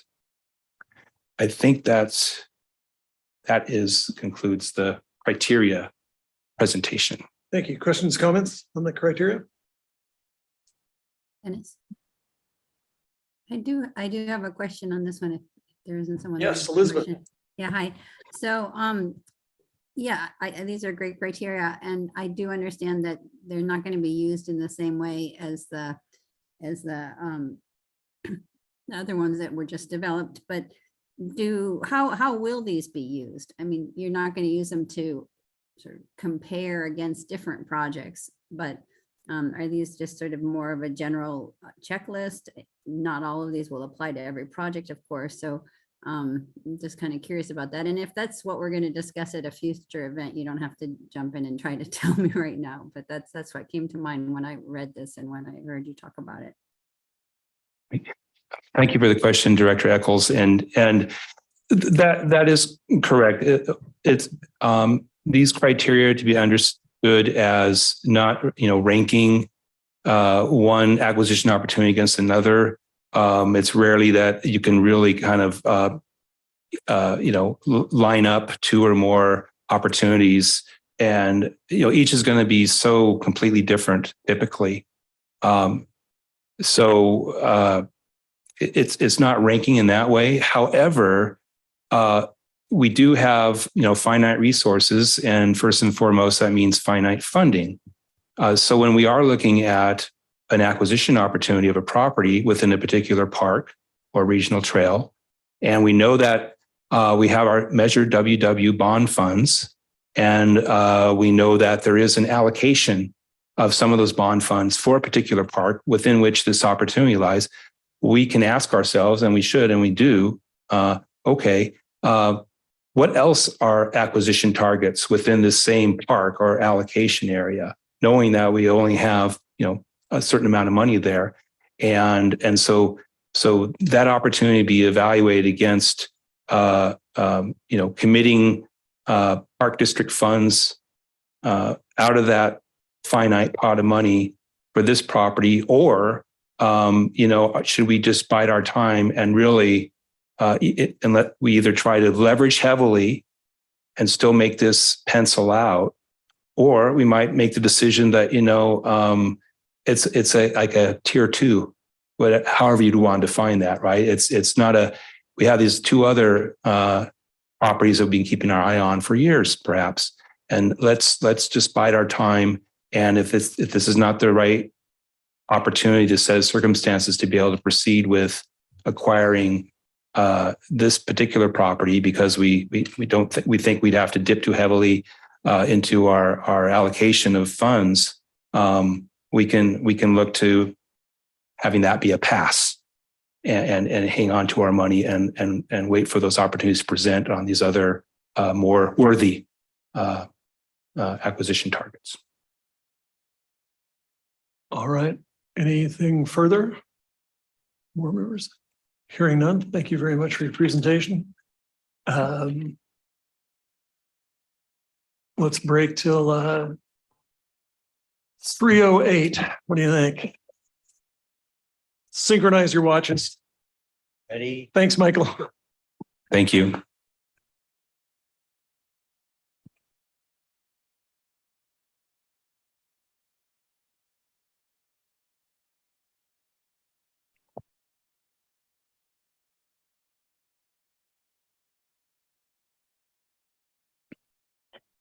Okay, you're all set. All right. Welcome, Deborah.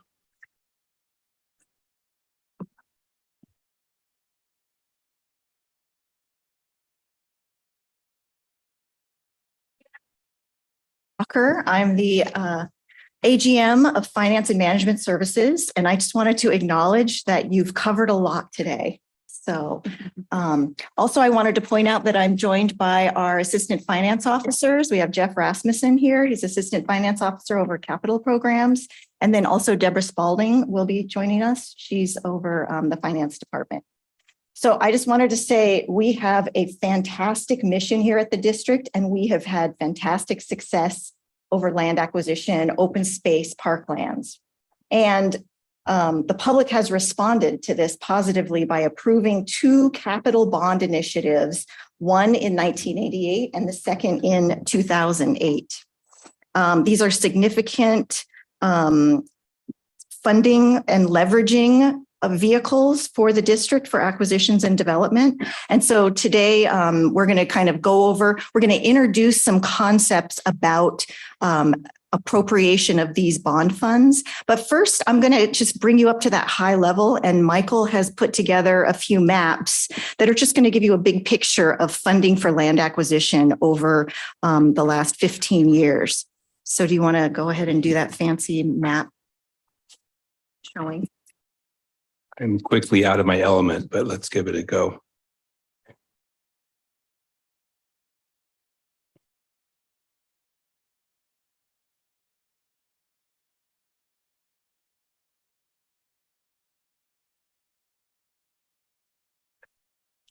Okay, so yeah, we're zooming up to the district-wide level, and we're just going to look at a few stats here that I think are well, they'll speak for themselves.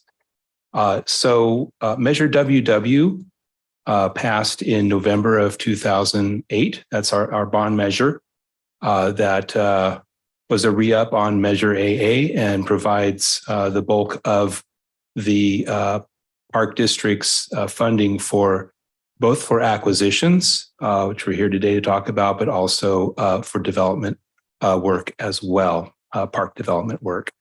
So since November 2008, there's been a total of 59 acquisition projects have been funded in all or in part with Measure WW funding for a total of 19,077 acres acquired throughout the Park District, and a total total outside funding that has leveraged these acquisitions of this almost 20,000 acres of land, outside funding of over $95 million.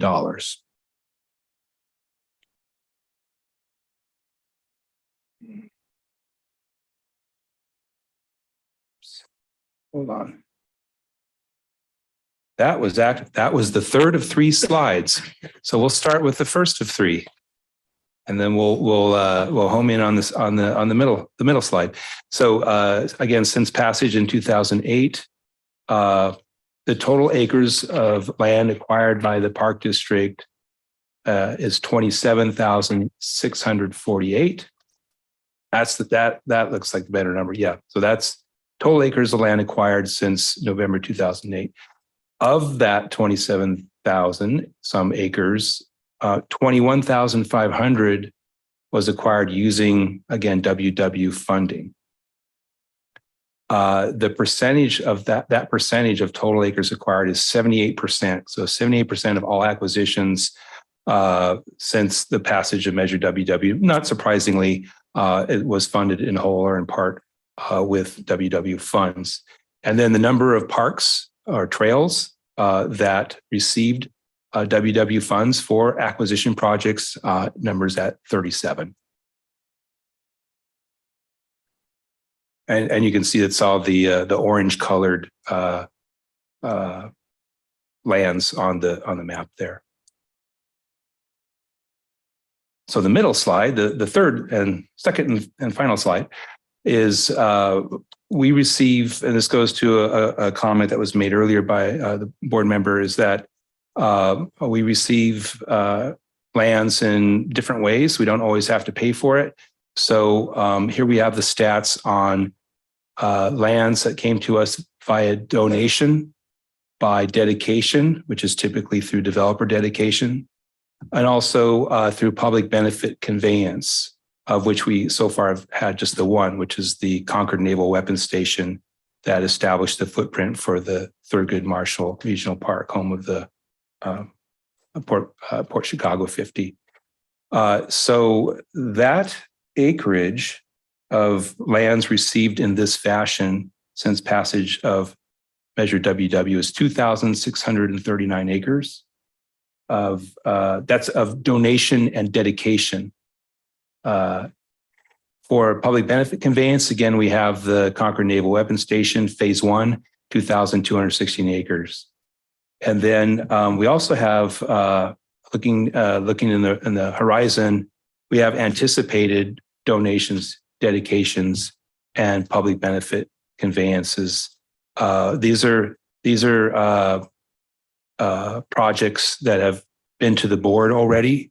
They're not yet ripe, but that's another over 1,000 acres that will be coming to the Park District in the near future. And those are indicated by the stars on the map you see there. And then the slide we started with, this is the slide. The story here is one of leveraging with Park District funds with outside funding. So those are the stats again, over $95 million in outside funding, leveraging those acquisitions since passage of WW. With that, I'll turn it back to Deborah and to the other presentation. Unless there's any questions on these maps, but. Any questions, comments? Okay. Hearing none, let's move on. Thank you, Michael. That was really just to give a sense of, the high level of importance of these capital funds and of the leveraging power that it really brings in. So today, I know we've covered a lot. Like I said, the purpose of my presentation is to introduce you to some of these new policy recommendations for you to think about. We'll bring these back during the capital projects session to talk about a little bit more. So today we're just focusing on the acquisition side a little bit, and then even though it covers development as well. So we want to first inform you about the rules that must be followed based on the ordinances that were approved by the board and what was approved by the voters in the measure. So where does the board have discretion to make changes, and where are there kind of rules that we would have to go back to the voters to change? The next is a strong desire to complete the Measure AA program. It's in its 35th year. And then also the need to provide maximum flexibility to meet the goals of these initiatives in the master plan. And very importantly, staff wants to establish more formal policies and procedures that direct and assist staff with developing funding strategies and the ability to really inform the annual budget process. So that's what we're all getting to. We have a lot of practices that have been put into place and that the board has been approving, but we want to kind of formalize those a little bit so that we can bring things to you in the budget on an annual basis rather than one at a time throughout the year. So first, let's talk about Measure AA. Measure AA was approved by the voters in 1988. It was $225 million authorized by the voters, with 25% of that going to a local grant program. So 56 million went to local grants. It encompassed the entire Park District, which at that time did not include the annexation of Murray Township. Murray Township is kind of in the southeast portion of Alameda County, the Livermore area. So we use these bonds to do the local grant program, and we also did it for other development and acquisition. All the bonds have been issued and all the debt service has been paid off for Measure AA. No taxes are currently levied because all of the debt service is paid out. The local grant program is complete and closed, and the appropriation of Measure AA funds is very close to the end, less than $5 million left. So in this presentation and in your memo, we're also using lots of different definitions. We use the word authorized, issued, unappropriated, expensed, And so I just wanted to let you know, authorized or the authorization is kind of by the voters, what the voters give you authority to bond for. When you've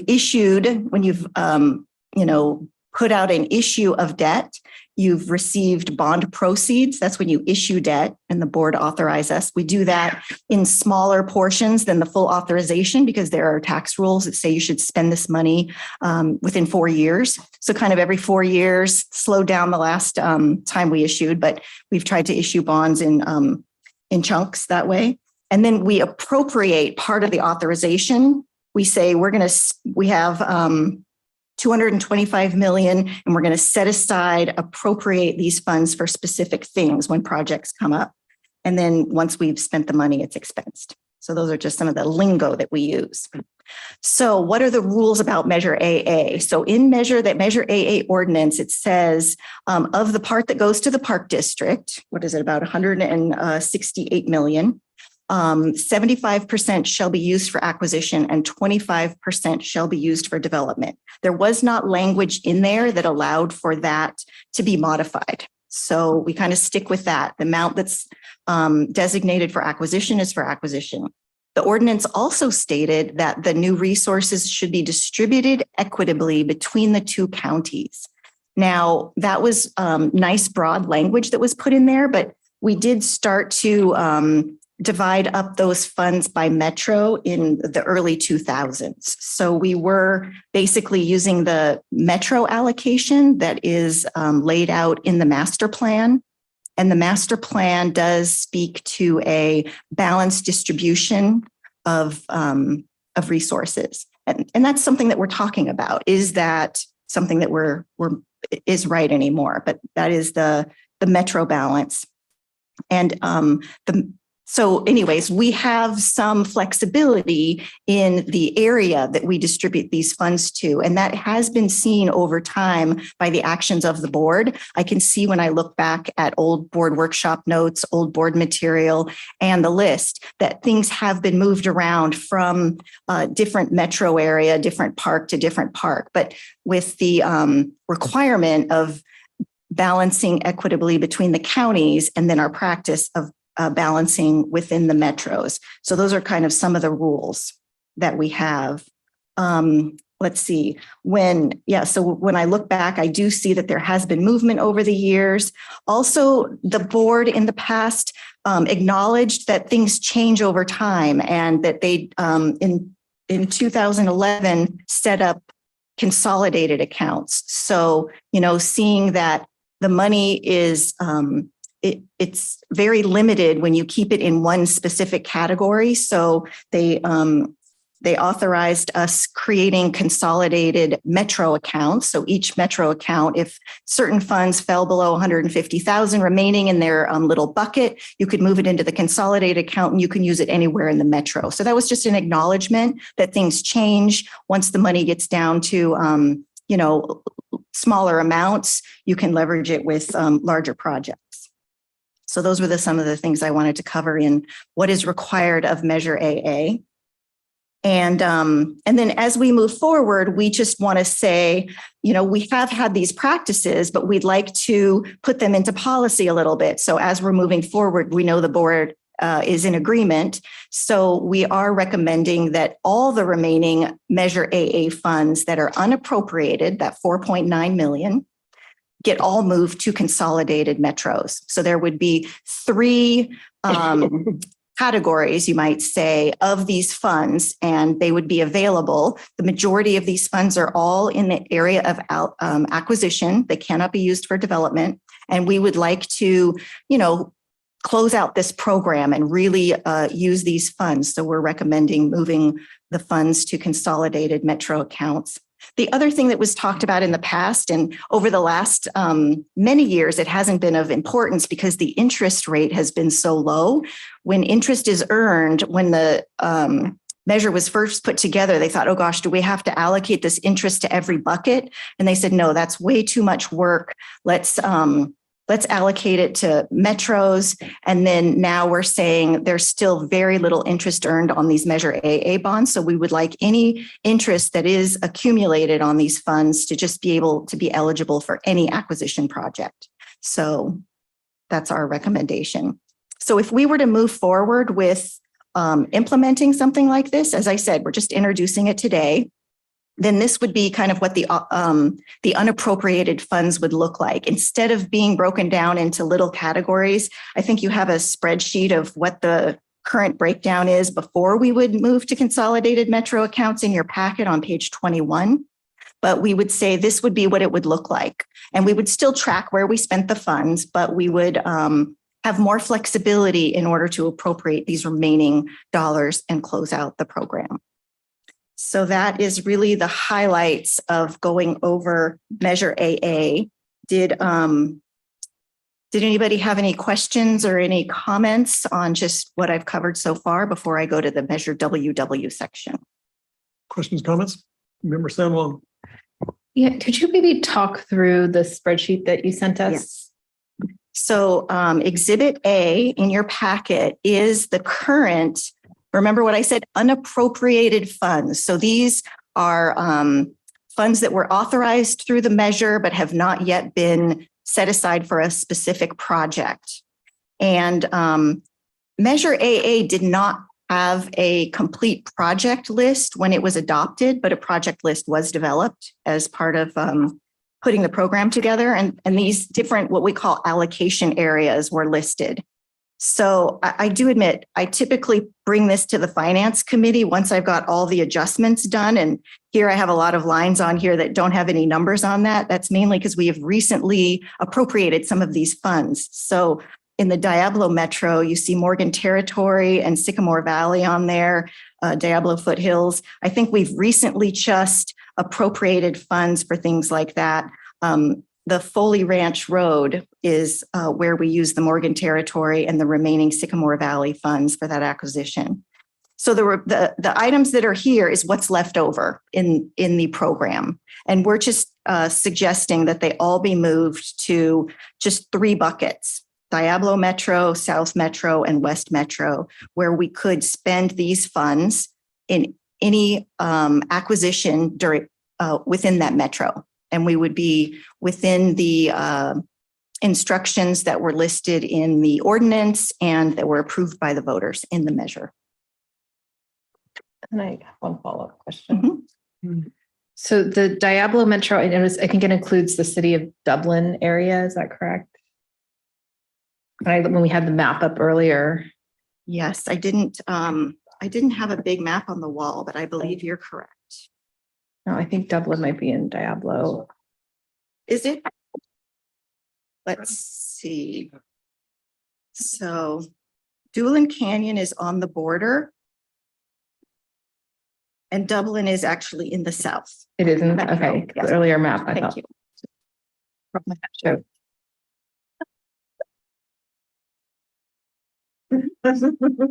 And then with the Murray Township, so it's not just the city of Livermore, but it's also the eastern unincorporated Alameda County portion. That's correct. We'll get you one of those metro maps that Mike. I think I have one somewhere, but yes, it's helpful to just see. I'll bring it to the next study session, definitely. Thank you. Any other questions on that? Member Rosario. Will this have to go before the PAC first? Because the PAC has oversight over AA funds. So the ordinances do talk about having some kind of oversight review and going to the board once a year. And we have brought a report out to the PAC in the past, certainly on Measure WW, Measure CC, and Measure FF. I don't know if we've reported out to them on Measure AA recently, but probably when it was first brought forward. Okay. I feel like I've seen this before. So I think the PAC at some point in the last couple of years. Yeah, has seen it. I know it's on WW and Measure FF, but it states that the PAC has oversight. So I just thought maybe would be appropriate, just in case. Yeah, it's a good point. And I think if, as we go through these and conceptually the board is supportive of these recommendations that we have here, we'd be bringing them back to you for action. And so we could bring, I think, the whole package through the PAC this summer. Yeah, it's a good idea. It's a good recommendation. Okay, should I move to the WW? Okay, Please. so we'll go over some similar slides for Measure WW. So here you can see that we went back to the voters basically as a reauthorization. After 20 years, we returned to the voters for additional funding. And we, in 2008, got approval for $500 million, which was fantastic. Remember, these are tax deferred general obligation bonds with a separate tax levy. So the voters are really saying it's okay to tax me more than you're already receiving to pay for the debt service on these additional capital funds. This measure also had 25% going to a local grant program, which is $125 million. So therefore, $375 million was for park district acquisitions and projects. To date, we've issued $300 million of the $500 million in bonds. So we've had 4 different issues, like I said, every 4 or 5 years. And the local grant program is nearly complete. And even a few years ago, I don't know if each of you, but we did put together a kind of 10-year report on the local grant program, showing all the funds that had been distributed to local agencies, cities, and park districts to show the magnitude of what that local grant program offered throughout the county to other agencies. Let's see. The next slide, we talk about some of the differences between Measure AA and Measure WW and what the rules are. So Measure WW included a 7% reserve that was not included in Measure AA. So 7% of the amount towards the district after you've subtracted off the 125,000 goes towards reserves. And then the remaining amount was to be split 75-25, 75% for acquisition and 25% for development. But there was very clear language in there that said, that these allocations may be updated from time to time. Also, Measure WW did include a reference to a project list, and the ordinance referred to the fact that the board would review and update the project list annually. So there is definitely flexibility built into Measure WW with the board's ability to move between the 75 and 25% as necessary. And we have done that. Let's see what else is different. The Measure WW ordinance very clearly stated that the new resources would be distributed equitably between the 3 metro areas based on population. And so that's been done.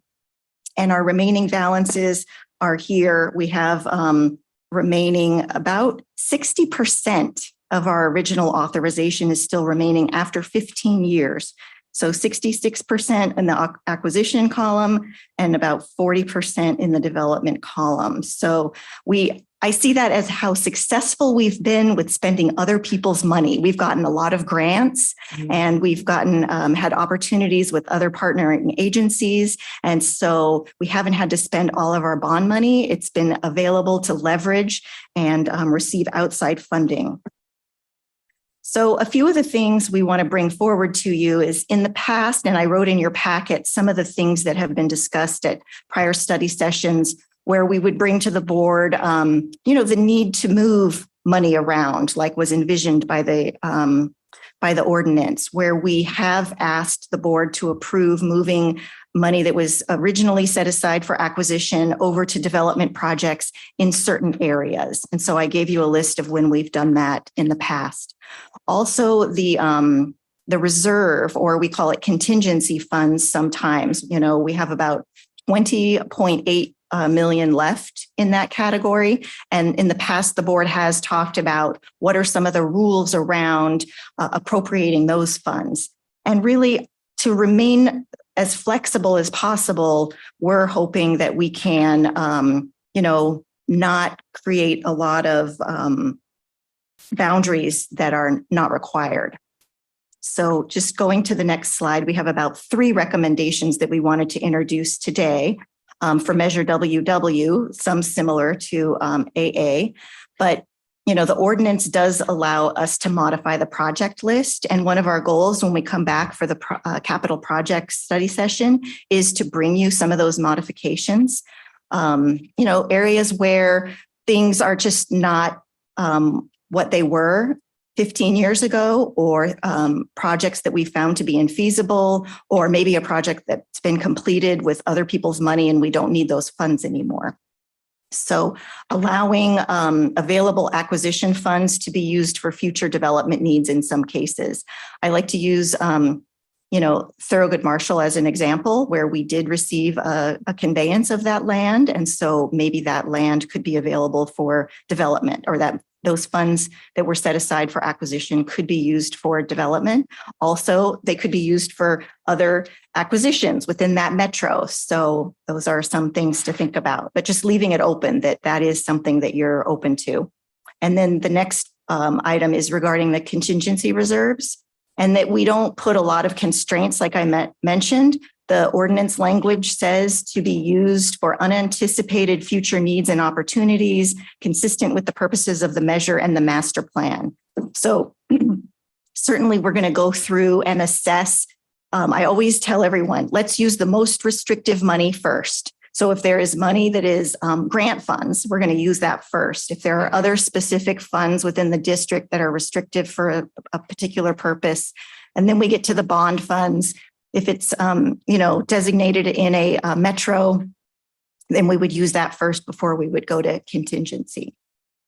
And then the last recommendation is similar to what we brought forward with Measure AA, and that is to also, we're still going to track things, but really put these funds into consolidated metro areas where you really can see the big picture of the district and make these funds available for projects and acquisitions as they come forward. And so by putting them into consolidated metro areas, we feel that there's more flexibility. It's less likely that we would be seeking the reserve funds off the top, because there would be more available in each metro area. And it would in many ways follow our current practices. We have been bringing these types of situations to you each time, a need comes up. We've been using our discretion and coming to the board to say, this makes sense to use these funds for this particular project. So those are in your packet, you have a summary of kind of those 5 different discussion points. And I'm happy to dig into any of them right now. As I said, we'll come back and focus on the capital project development side of it at our next study session a little bit, but just wanted to put this in front of you. Our goal, like I said, is to develop some policies and procedures that we can adopt with the annual budget cycle and really appropriate these funds to put together our annual spending plans. So again, here's the last table I have. And if we were to move forward with grouping things into metro areas for WW, it would look something like this. I know I have on here mixed, which is confusing. I think I footnoted it in the packet, but that currently is just our urban creeks allocation. So there's 1.6 million remaining in that urban creeks allocation, which could be anywhere in the district. So we kind of earmarked that as mixed metro areas because it could be used anywhere. There's also actually some of the regional trail allocations that are currently sitting in the Diablo and the South metros, which we could pull out and show them as mixed also, because sometimes they are used in different allocation areas. So that would kind of be what the final allocation would look like. I believe that ends our presentation today. Thank you very much. So unless somebody wants to do it a different way, do you want to go through each policy discussion? And if you have any questions, comments? No, yes. I mean, they're before us. Policy number 1. They're Okay. all, Policy number 1 is in order to complete the Measure AA program, it is recommended that all remaining Measure AA unappropriated amounts be consolidated into the 3 metro sectors. This will follow our current practices, provide additional flexibility related to funding land acquisitions, and keep the original intent of equitably distributing the resources between Alameda and Contra Costa counties. So we're talking about $4.9 million. Any questions, comments on that?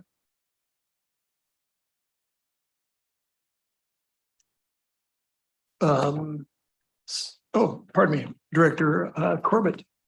This is, I think, more of a general question. But when we look at each of these metro areas, did they start with an equal number in each one and then it just was used? Or did some of them, I mean, I know the answer probably is yes, they started with different numbers originally. I'm just trying to figure out if this is right or fair. Well, I think they were, Director. they were distributed equitably, but they were spent in different Yes. time periods. So So some that is have my different question. balances. And all we're talking about now is the Measure AA, which is just, we're down to the bone here. We've got, well, it's $5 million. That's a lot. Yeah. But rather than, pieces, all little bit of monies all over the Right. place, it'll be put into each metro unit equally or equitably. And then we will have the opportunity to spend that on in more appropriate stuff rather than buying, I don't know, is it like buying 6 of these cups or buying a computer? I don't know. What's a better. So Director Corbett, these are the remaining balances, and we do have a tracking of where all of the funds have been spent since 1988. But I didn't put in the report what the original allocations were. We can look that up and provide that. There was Because that is my question, try to Mhm. determine how much funding was made available Yeah. to each of these. And I don't know if, I think at a past meeting, I don't think the new board members received this, but at one point, after 10 years after Measure AA was completed, we did something like a report card and did try to say, acquisitions and development that had been started or complete, at least started, and some of them completed, to kind of report out on where these things were. But if it's helpful, we could provide that original breakdown. Yeah. I think that'd be great. Yeah. That would help. I think that it just appears in some circumstances that some parts of districts were treated and given more and dealt with more time. And there could be all different reasons why. But I guess to me, making sure that it's fair how this funding is being made available for the various different areas and districts. And it gets confusing because these metro areas don't necessarily let you understand how that impacts districts. It's very different. The master plan does outline the metro sectors, and the ordinance does require it to be balanced by the 2 counties. So we have a little flexibility, but we can pull that together and show you how the original allocation was developed, how the funding's been spent, and what's remaining.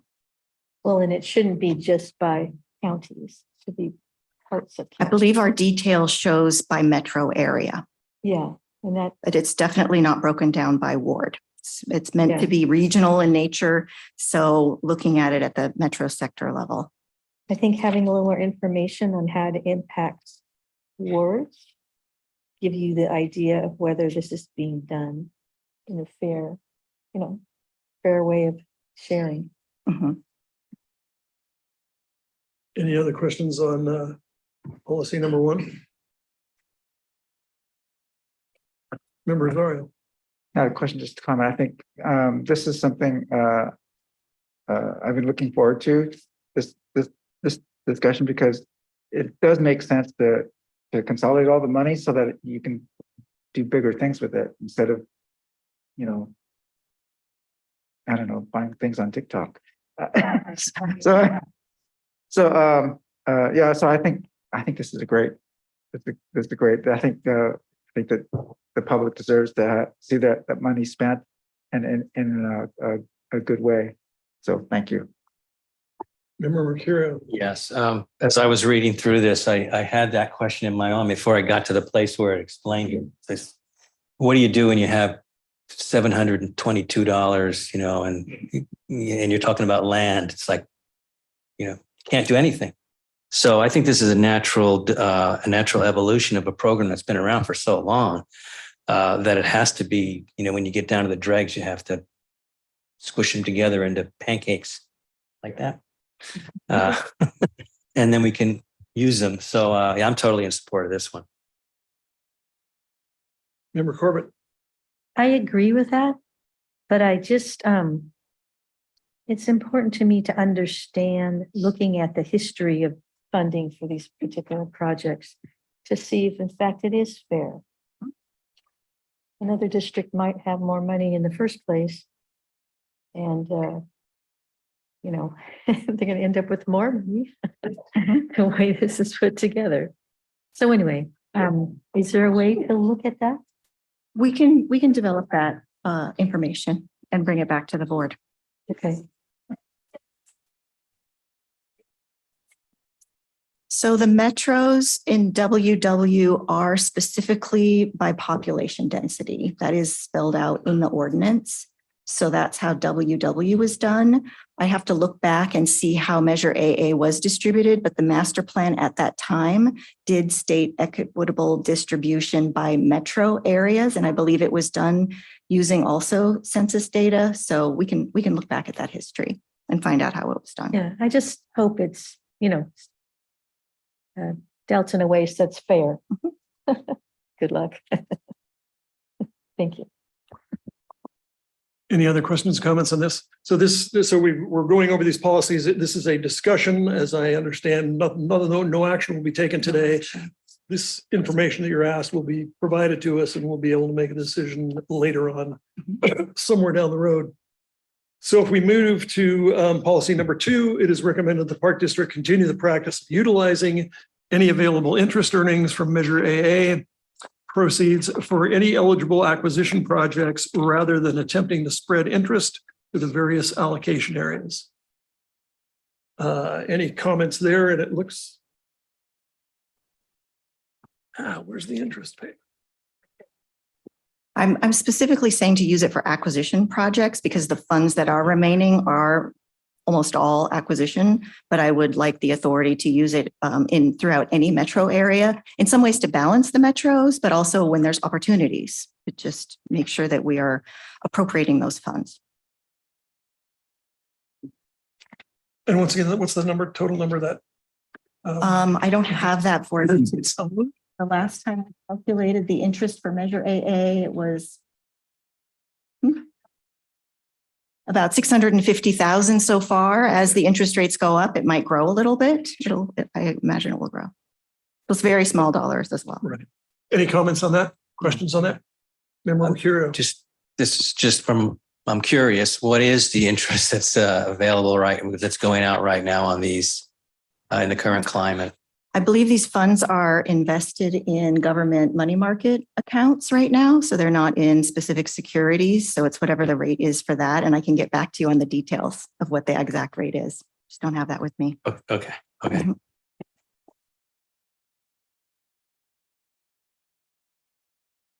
Yeah, low. Is that right? Yeah, how low is low? I mean, yeah. What was it? I mean, it used to be below 1%, certainly, of course, like all the different funds. Yeah. Yeah. Okay, hearing no further questions or discussion, we'll move to policy number 3.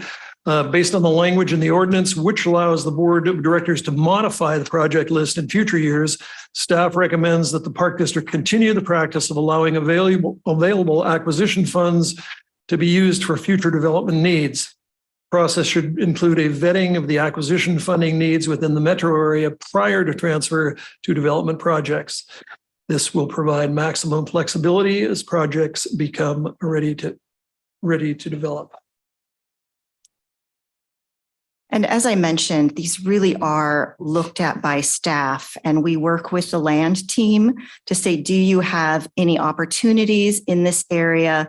And if there are opportunities, do we need to hold the money for that? Because it's a recent opportunity. Our goal in the finance department is to spend the money. So we want maximum flexibility. So as projects arise, we can spend the bond funds and meet our kind of obligations through the tax agencies. And, we also have lots of programs to develop other outside funding sources to complement those funds. So that's why we're asking for this flexibility. We've come to the board on a few occasions that are listed in there for high priority developments, and it makes sense to utilize acquisition funds for a development project that's ready to go. Any questions on that? My only statement would be, have we promised people that had voted for this? Was it in the fine print that said we can change it to acquisition? To development, because that's why we do bond measures and say, we're going to buy lots of beautiful land around here. We're going to have beautiful open space. And now it seems, I'm not suggesting we're doing it, but is the perception, or would the perception be, if anybody followed us and we changed and said, oh no, we're just going to use it to build stuff. Well, this ordinance provides that flexibility. 2 times in the ordinance, it states that this can be modified from time to time. And in another place, it states that the board will review and update the project list annually, which we haven't really done since I've been here. So I believe there is the acknowledgement. Also, when I look back at old staff reports, it did say that these can be changed from time to time. So it does give the board discretion for that type of decision. I'm sure we have the ability to do that. I'm just wondering what the perception might be if we go out for another measure like this and they say, hey, well, you promised us you were going to spend 75, 25. And I'm wondering, it could be said, oh, we said it twice in the document. Well, some of those darn things are 10 pages long and in very fine print. Mm-hmm. I don't know, you don't know the answer to that one, but I hope we. And Director I would Waspy, I tread think softly on this. my response to that is we still have a lot of remaining funds, and we can track that as we go and, keep an eye on whether that percentage is shifting more than we're comfortable with. We analyze any recommendation a lot on whether it's a good idea to move it from one place to another, and work with the land department on, have all the acquisitions that we either could, all the properties we could buy in that area, are they all already owned by an open space or by ourselves, or is there anything even available? So. Good point. Yeah, as long as we emphasize that. Remember, we're curious. I think your comment about, what are folks going to think? What are the voters going to think is really important. And I also believe the acquisition is a critical need. And it's sometimes, as was said earlier, there's a real timely aspect to it. You need the money right away. I don't think I'd be in favor of this, of making that change. I think it's too soon in the life of this thing. This is much newer than Measure AA. I don't think we're down to the small enough amounts yet to be making this decision. So I wouldn't be supporting that. I still think we really need to emphasize acquisition. That's where you start saving land from development. And that's what's really visible. The important thing is to save the land. Developing it is another story, and it can come later. Go right ahead. However, I hear a lot of critique that we have a lot of land-banked property that's not opening and that we just have sitting in land bank. And so it sounds like this policy discussion number 3 might address some of that critique. Thank you, Director San Juan, for bringing that up. That should have been one of my talking points, but definitely we can bring a more robust discussion about that. Your comments are very helpful. So. Mm-hmm. Member Rosero. Yeah, I just wanted to second Dr. San Juan's comments there. The land bank status is the perfect example of where we could be using some of this money. So. Good point. Yeah. Anyone else? Yeah, I agree. There's a lot of frustration around land banked properties. I would just like to have a little more clarification. I don't have to have it today, but what the bond language actually says about this. I understand what Deborah is saying about changing the project list, but does it say you can change not just change the project list, but actually move money from acquisition to development? So I'd just like to have a little more understanding around that to make sure we're on solid ground if that's what we decide to do. Okay, and we can bring that language back to you. Mhm. Very helpful. Thank you. Thank you. If there's no further questions on policy number 3, we'll move to policy number 4, which is based on the language in the ordinance. Staff recommends that the 7% contingency reserve be used for unanticipated future needs and opportunities consistent with the purposes of the measure and the Park District Master Plan. This will provide a maximum flexibility and eliminate artificial constraints as projects become ready to acquire and develop. Questions, comments?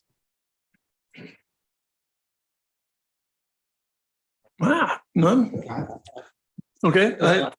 Just this quick comment that, it needs to be usable. And if there's too many controls and it's cumbersome, then it's in effect almost unavailable. So I like this flexibility here on this one in order to be able to make it something that we can apply toward something that we hadn't thought of before, something new. I think that's a good idea. I guess the only question I would have is it's a lot of money, $26.25 million. Is that under was it the measure or the ordinance written or whatever it was written 75-25 in the reserve also? No, the reserve does not have constraints of the acquisition or development breakdown or by metro. So it says the 7% comes off the top and then the remaining is to be allocated based on those rules. It's a little scary for me, but I guess. Okay, so Go ahead. Yeah. that I'm just now became a little confused. The ordinance speaks about the 7%. The ordinance does, yes. So the contingency that we have now is based on a percentage of the total bond issuance? So on page 16, I did put it in quotes because I had to dig that out. And it says 7% of the proceeds will be allocated. So these are the proceeds that come to the district. So 7% of the 375. Remember, we have 500 million. We take off 125. Then of the district's amount, 7% will be allocated to a reserve for unanticipated future project needs and opportunities consistent with the purposes of the master plan. 93%, which is 100 minus 7, will be allocated to master plan projects as described by the project list attached. And then it talks about the project list may be updated from time to time and that the remaining allocation is designated 75-25. So I can give you that exact language. I'm understanding where the 26 million came from for the 7% allocation. Is now this policy, I hate to sound so ignorant, you're decreasing the contingency. No. You're talking about 7%. No, the amount. Existing contingency. Yeah. So what's remaining is $20.85 million is what's remaining in that reserve account. And so I know in the past we've talked about kind of putting constraints on the 7%. So I just wanted to bring that conversation to you to say that our staff recommendation is to just leave that 7% to be available as it was described in the ordinance and not put a bunch of, limiting constraints that are creating boundaries that maybe don't really exist. That's all. All right. So what I'm missing and what's confusing me is I don't know I'm just missing how you're altering the existing use of the contingency. I'm actually not altering it. I'm just suggesting that the board make a statement as we move these discussions forward to a policy, that we just abide by the language in the ordinance as we seek to spend these funds. They've always been set aside for unanticipated future needs and opportunities. Yes. At any location. At any location for any use, either development or, and not put Where that's going. constraints on it. Yeah, and we're not changing that. Correct. Okay, that's what confused me. Members are, Yeah, I mean, I think the previous board members, because I was paying attention, because I was in the union at the time, the discussion was that they didn't want to have the same constraints they had with AA. And so that's why they had this kind of open-ended use for the reserve fund for WW. And I think it's the right way to go. I mean, otherwise we'll be dealing with, bickering over little bits of money, and versus where you can actually make some difference with a lot of money. So, yeah, that's my recollection anyway. I'm sure that's a good one. I just, the amount of money is so big that I would think that, I think every one of us, or every metro area, or every, whatever you want to say, has needs. But I can see this easily. I know where this one's going, 26 million. That's a lot of money. So the board will be required to appropriate these funds. So there would be a board action in order to actually budget for these funds. And so you would have the opportunity to weigh in on any recommendations we had of where that would be best used. Member Corbett? And will this be for projects that we're already familiar with, talked about, whatever, or can we have new projects? The language says for unanticipated future project needs and opportunities consistent with the propositions. So to me, it means things that were already identified. I mean, the proposition does have a project list, but also for unanticipated. So I think it gives both. I think you can use it for things that were already part of what was the thinking when the measure was approved based on the project list, and for unanticipated needs. I think it allows for both of those. So would we have the opportunity for discussion at some point to see if there is a new project funding could be used for? I think staff's goal is to review the project list and bring back to the board some thinking about where, as I mentioned, things have already been completed, things maybe are not feasible, and maybe where there's areas where we need, where we have new projects that have come up since this was approved. So yes, Director Corbett, we would bring back discussions about that in the future. So that would be the possibility of could be the possibility of new projects. I believe so, yes. And we will have some kind of discussion at some point as a board. Remember, this is just a lot of dense material that I'm introducing to you. It's not meant for it to be our final discussion. We can continue this conversation as you have time to think about it. It could be the possibility. That it could be for. Could be in the future. Could be something new. We find something cool. Yeah, and let me chime in real quickly on this. So the policy discussion number 5, which to jump ahead to that really quickly, that actually has the recommendation to consolidate Measure WW into these metro areas. So that's a biggie. And that actually would enable you, Director Corbett, to have that discussion around projects and look at that project list and make some adjustments. So right now, I think we put, Deborah, it's in the attachment somewhere. I can't find it right now. At a very high level, but when we come back with the capital project study section, we can have a little more detail about what's in the project list. Exhibit B, as an example, is this just a snapshot. So if there was some desire here, again, we're not asking for any formal direction, but some desire for us to do that consolidation, it would give you that flexibility to revisit that project list, which is 15 years old at this point. So And then that, just to tie it all kind of together, I think you're on the reserves.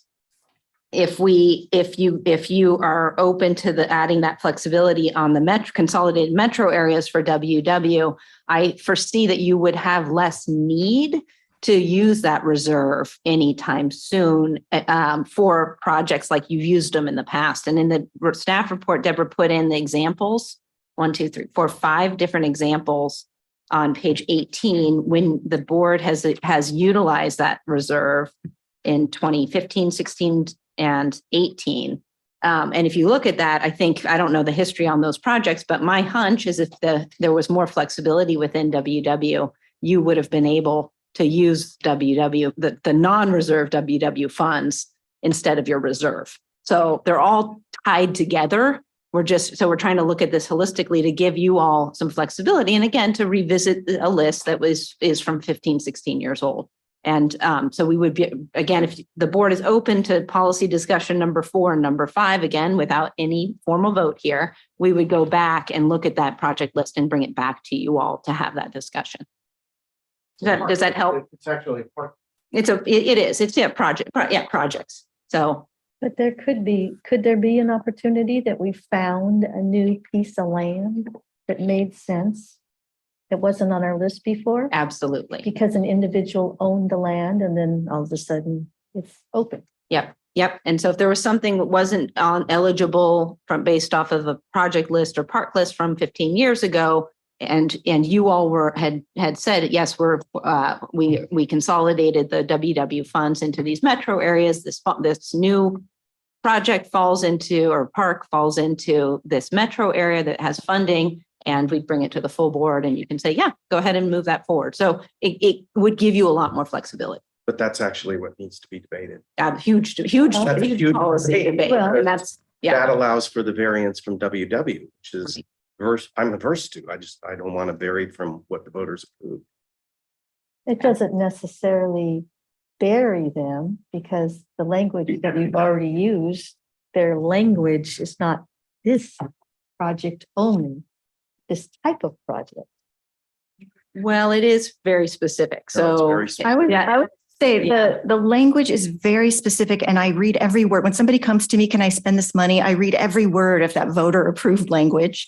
And I say, does this meet this language? And so staff is very sensitive to that. And so we're not, we just want the opportunity for this board and future boards to have that flexibility to say, wait a minute, this land has already been purchased, or this project doesn't make sense, or there's a new project, like to give you the option. And of course, we would vet it and feel like we are still meeting the intent of the voters, right? That would be our goal, that we're not going to move things around if they didn't meet the intent of the voters. So we can do these in small pieces as we're analyzing it and figuring out. We're just throwing these big concepts out at you at the end of the day.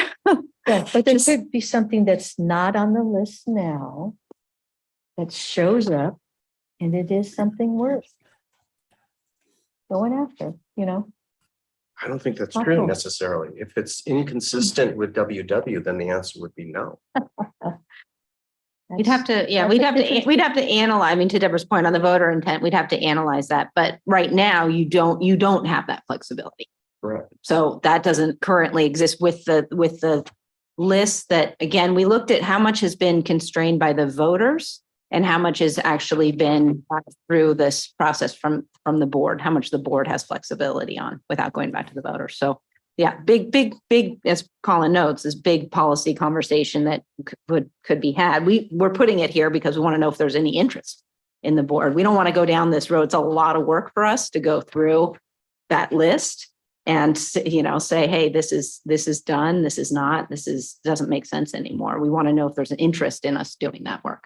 But I don't think this would only be available to projects we've already kind of said we want that one. If something else showed up that made sense, but was within the rules. Right. It speaks about the master plan as a whole as well. So it says, within the goals of the initiative and the district master plan. Yeah. I didn't want us to forget about Director Eccles if she had any comments. Some people have a whole bunch of projects already sitting out there in their districts that would be great to have them on that list. And some districts don't. So, Surely. Martin Luther But King, purpose would be added to Martin it. Luther King has a huge sum of money left.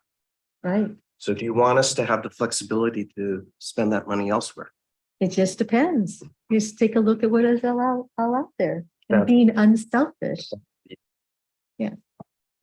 Any other comments on discussion number 4? Yeah, I have a question. So I just want to clarify. So basically what the proposal that's on the table, and I know we're not deciding today, we're just thinking about it, but so we would basically take this entire list and collapse it into the 3 metros, everything that's left. Okay. So, Yes. so yeah, that's okay. So what I would like to do, I mean, I would I have to think about that one, but I do think at a minimum, it's useful to look at the list and see what are the ones that don't make sense anymore. Because there's certainly ones here that do make sense and that we do want to move forward on. But then there's others that, you know, maybe we don't need this money and we should take that money and collapse it. So there might be an in between. And again, I need to think about it more if collapsing all makes sense. And I'd like to understand more about, you know, the discussion about what the voters voted on, you know, because we certainly want to honor that as well. So, And Director Eccles, we, on the staff side, we think about the timing of what is possible. So there could be projects on that list that we still want to do, but we know that within the next 5 or 10 years, it's maybe not something that's ready or going to be ready. So there could be those discussions as well. Is there a desire to move funding from one place to another because it's ready and we can, you know, we want to be successful in this initiative so we can go back to the voters and show that we have, you know, delivered on what our promises were. What they voted. And so it's a timing question that we look at on the staff side as well. yes, well, I totally support that. And I guess that's really part of what I was saying is that there are things on the list that, you know, that it may make sense to reappropriate that money consistent with the master plan. You know, and I guess the only question is whether you take the more drastic approach and, you know, just collapse it all and then rehash it out all over again. And I have to think about that a little more, but I think as I said, at a minimum, we should look at the list and see, you know, what doesn't make sense either. As you said, it's, you know, 10, 15 years out or it's just, maybe it's done or mostly done or you know, for whatever reason, maybe it doesn't make sense anymore. And then we could move the money to something else. All right. Member Corbett. What sort of process will we have to answer that idea that she has just brought out? Determining what's a good thing to look for or not.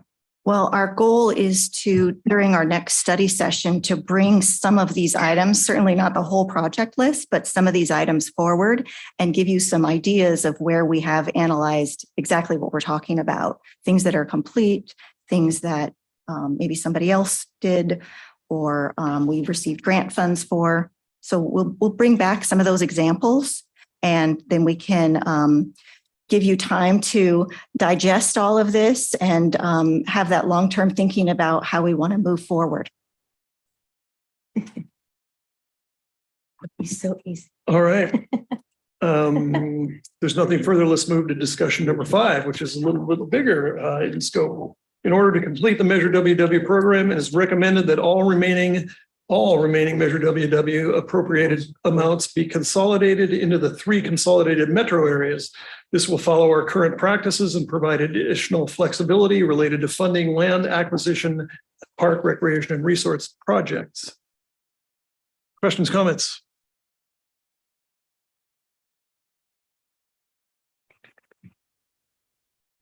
None? Good. Go ahead. Yeah, number 5. This is the big one, or in my opinion, a big one.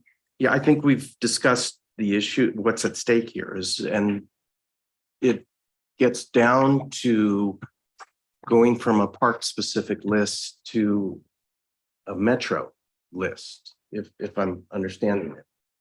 And that's the big issue, because one would be able to go park by park, add up numbers, and there are some wards that may benefit and some that it will be a detriment to. So it is worthy of people sitting down and doing the math in a sense to know what's shifting around, because I certainly can see advantages to it and disadvantages to it.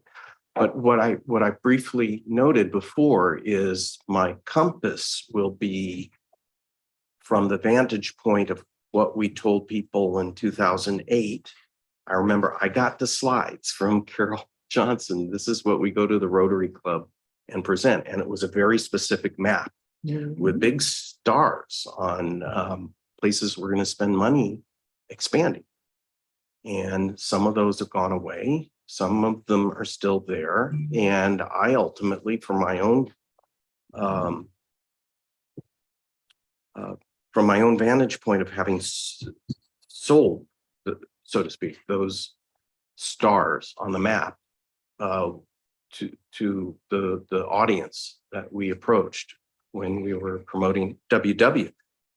That to me has to really be the guide. And there are properties that we haven't addressed yet that are still on the list and still starred by WW.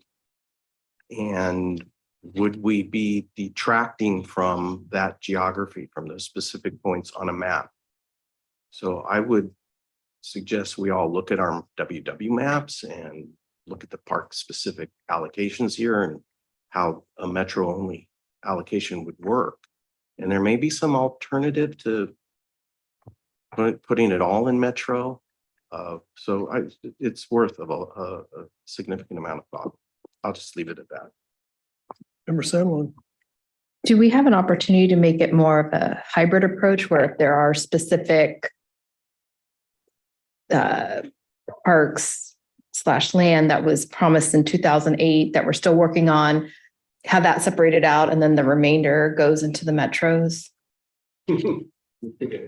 I believe that's what AA is doing right now, moving some things into metros and some are left in the allocation area, as that's kind of what's been done in AA. So I believe that is an opportunity. And then just to plant this, because it's good, this is a good policy conversation, which it sounds like there's some interest in having us do some work around this exercise. So that's very helpful. Is also to think about the timing. We've been sitting on these large amounts of money for actually doesn't in park district timeline. I know it's not a long time, but in bondholders and taxpayers' view, it is. So expectation, yes, absolutely right there with you, Director Coffey, on the promises made to the voters, but the promises made were also to go ahead and spend the money. And this is showing up on their tax bills every single year. So I just want to put that in your, I know you all think about that, just kind of our stewards of the fiscal the taxpayer dollars. But I definitely want to think along those lines as well. Some of these things I know would be hard to give. I get it, hard fought. You wouldn't want to give it up for a specific park. But if, as Michael said, and that's why we wanted to also present that whole process to you, some of this stuff is maybe so far down the road that to keep those pots in with these restricted categories, may not make that much sense in terms of just kind of fiscal health and responsibility to the voters. So I just want to put that out there too. But it sounds like there's interest in having us do this exercise. So that's extremely helpful. That's what we wanted to hear. And very helpful. All of us will volunteer. And I also So in any of us words about, I also want to point out. Can I just? So sorry. We need to be able to go back to the voters with that map and say, here's the promise we made 20 years ago or 25 years ago. Good. And so you can trust us to do this, because that's what we did in 2008. We held up the AA map and we said, look, this is what we promised 20 years ago. And by God, we did all of these things, or almost all of them that were on that map 20 years ago. So give us another $500 million for the next 20 years and we will do this. So we want to be able to go back to the voters and say promises made, promises. Yeah. To get their votes again. Mhm. Any other comments? Questions? Members are. Sorry. Yeah, just riffing off Director Coffee about the future. I mean, this is a good opportunity to think about the future, and as far, are we going to need another bond? You know, so Of course we are. yeah, so it's like 15 years down the road. So, but that's something to think about. And what we do here will decide how we present the next, with the next board will present the ability to extend Measure WW into the future. So, And your master plan conversation will help inform that. Anyone else? Member Corbett. I just want to say, agreeing with my colleague here, it is important for us to take a look and see what funding we have, when to use it. We really should. So let's go for it. All right. Well, thank you. I just have a comment, and I'm going to stretch here, and I don't want anybody to take offense to this, but so I agree with Colin. I think promises made, promises kept, and I'm wondering when we talk about this further, and I think we all need to talk about it further, and we agree. But give us some worst case scenarios too, if you could, because I don't know why I thought of this, probably because it's the evil me, but I'm thinking if I go 1 through 5, we've consolidated everything to right now where we could buy Point Melati with cash and probably put a couple hotels on there with just by consolidating everything we're doing here, or pick your other park. And by the way, I'm not opposed to that. In fact, I probably would be for that, but I don't think anybody south of Richmond would be for that, or west of Richmond, or maybe even, well, not east of Richmond for sure. But I think at some point there's that possibility. And it's very tempting. For me, it's very tempting. But it would be to our detriment, I think. To make your point, there would be a possibility of doing that exact thing just by consolidating the West Metro. Well, you're talking about acquisition. I'm talking about the way we propose to rejigger this. We might be able to use it all for acquisition too. I will point out development. I will point out the board will still need to take action on the project list, right? You'll have to modify the project list. So that's the exercise we're going to come back to you with to look at that. And also, I don't even think in 2008, when this was approved, there was a thinking that the money provided by this was going to cover all of these projects. It was to leverage. So there is no way that everything that's listed in that project list could be funded with WW money only. So there had to be some sense that you're not going to be able to accomplish everything, but these are the goals, and leverage as much as you can. So just wanted to put that in your brains as well. Without a doubt, we've been very successful in that area too. Anyway, Ken's bringing DoorDash is going to be here any second. So put you on the. Are we completed with that session? So we are completed with this section. Thank you very much.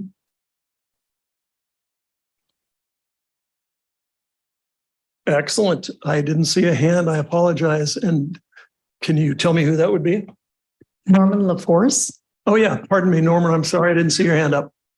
Go ahead. Okay, I guess I'm not allowed to show my face. Okay. Sure you are. There we go. Well, first off, I appreciate this discussion. I just want to maybe do a little bit of historical background. I was the co-chair of the Park District's campaign for AA. I was the co-chair for the Park District campaign for Measure WW.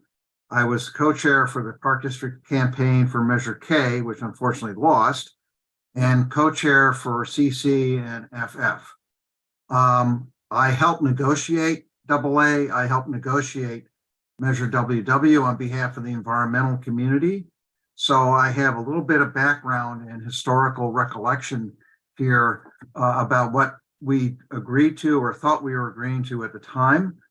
I would like to say this about the overall earlier discussion about acquisition program is that what's left out of what was discussed is the public involvement in all of this. And I don't know where that fit in, but many times, and for example, the history of the McLaughlin East Shore State Park was created by the people. That was not actually the Park District actively opposed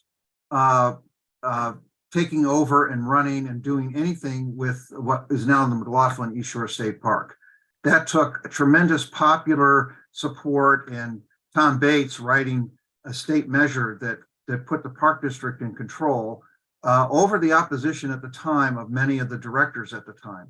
So that's important to keep in mind. You need to have the public component here. Secondly, with regard to Measure WW, the 75 to 25% split, that was pretty much agreed to that was how things were going to be done. The notion that the Park District would be able to take money from acquisition and shovel it into capital projects was very much not supported by the environmental community. And I don't see anything in the actual organic legislation for WW that allows that to be legally appropriate. There were a number of projects that have been identified that were done that way. We did not oppose them because they were very popular and very connected to acquisition issues, such as the Golden Gate Fields Bay Trail and the restoration of the Albany Beach. But when people talk about commitment to the voters from the environmental community standpoint, and I'm one of the people who negotiated WW with Bob Doyle and that was clear to us that you cannot start siphoning off the acquisition money to do a bunch of capital projects. That would be another bond measure you want to do. That when this comes up for a further extension of WW, that's going to be a major issue if what's going on is there's been a transfer of money that should go to acquisition to capital projects. That is simply not, I mean, as far as I'm concerned, not acceptable from the standpoint of myself and others in the environmental community. Acquisition is incredibly important. We all know that. And that's necessary if we're going to have habitat, wildlife, and recreational areas for people to use, particularly because of what's clear is the overcapacity in many of the parks today. And as Director Coffey and others have pointed out, when I went out to voters in 2008 as co-chair of the campaign, I made promises to them that this money was going to be used for acquisition for this, acquisition for that park, acquisition for that area. And, you know, it was not, oh, well, maybe someday the money will be siphoned off for something else. And that's critical. 2 minutes have passed. Of what's happening here. There's a lot more to talk about. Obviously, I can't do that in 3 minutes in the kind of conversation here tonight. I do appreciate the opportunity to speak. Thank you. Thank you, Norman. Okay, we're moving to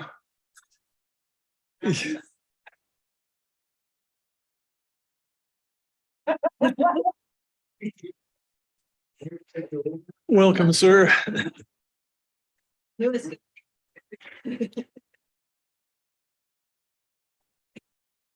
No, this is just a wrap. It's a summary, my opinion. That's what it's going to be. It's the back page.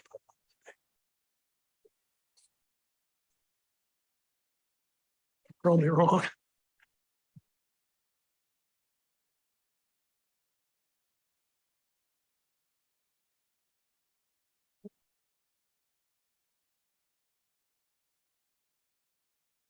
Like a title for a conference presentation. All right, I'm here the last to bring it all home for you guys. So good afternoon, President Waspy and Board of Directors. My name is Ken Wysocki. I'm the Assistant General Manager of Acquisition, Stewardship, and Development Division. And I want to share with you that this year we're going to be embarking on a journey to develop a strategic plan, a strategic action strategic acquisition plan.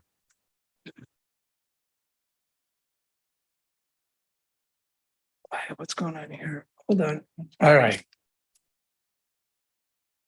Though the outline and the details of the plan have not yet been established, we feel an acquisition plan will help us provide a roadmap to help us achieve our mission of preserving the natural beauty and cultural heritage of our region and to provide accessible space for recreation and environmental education.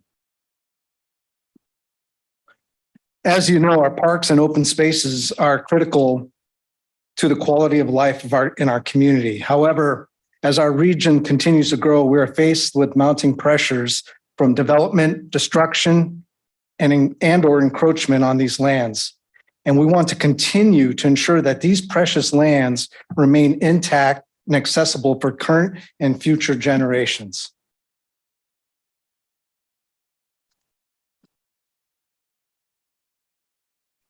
As I mentioned earlier, the development of an acquisition plan will provide us with a roadmap to identify and acquire lands that are critical to the ecological health and recreational opportunities of our region. It would also help identify and improve our engagement with our community and demonstrate our commitment to preserving the natural and cultural heritage of the East Bay.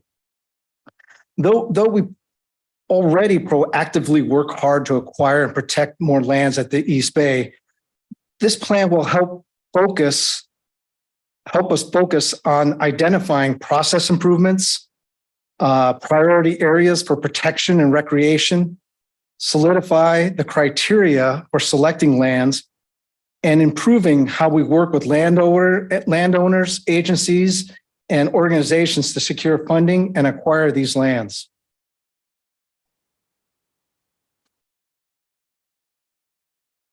By preserving our lands, we ensure that our community continues to have access to a variety of recreational activities as well as connectivity. It also helps us to protect cultural heritage and the habitats of many species of plants and animals that are native to our region. I welcome any questions or comments.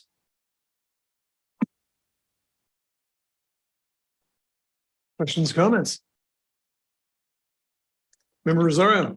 Just no questions, comment. I think this is really great that your department's looking at this, because this dovetails directly into our planning for the master plan. So it's very timely, and especially with I see all these younger faces out there.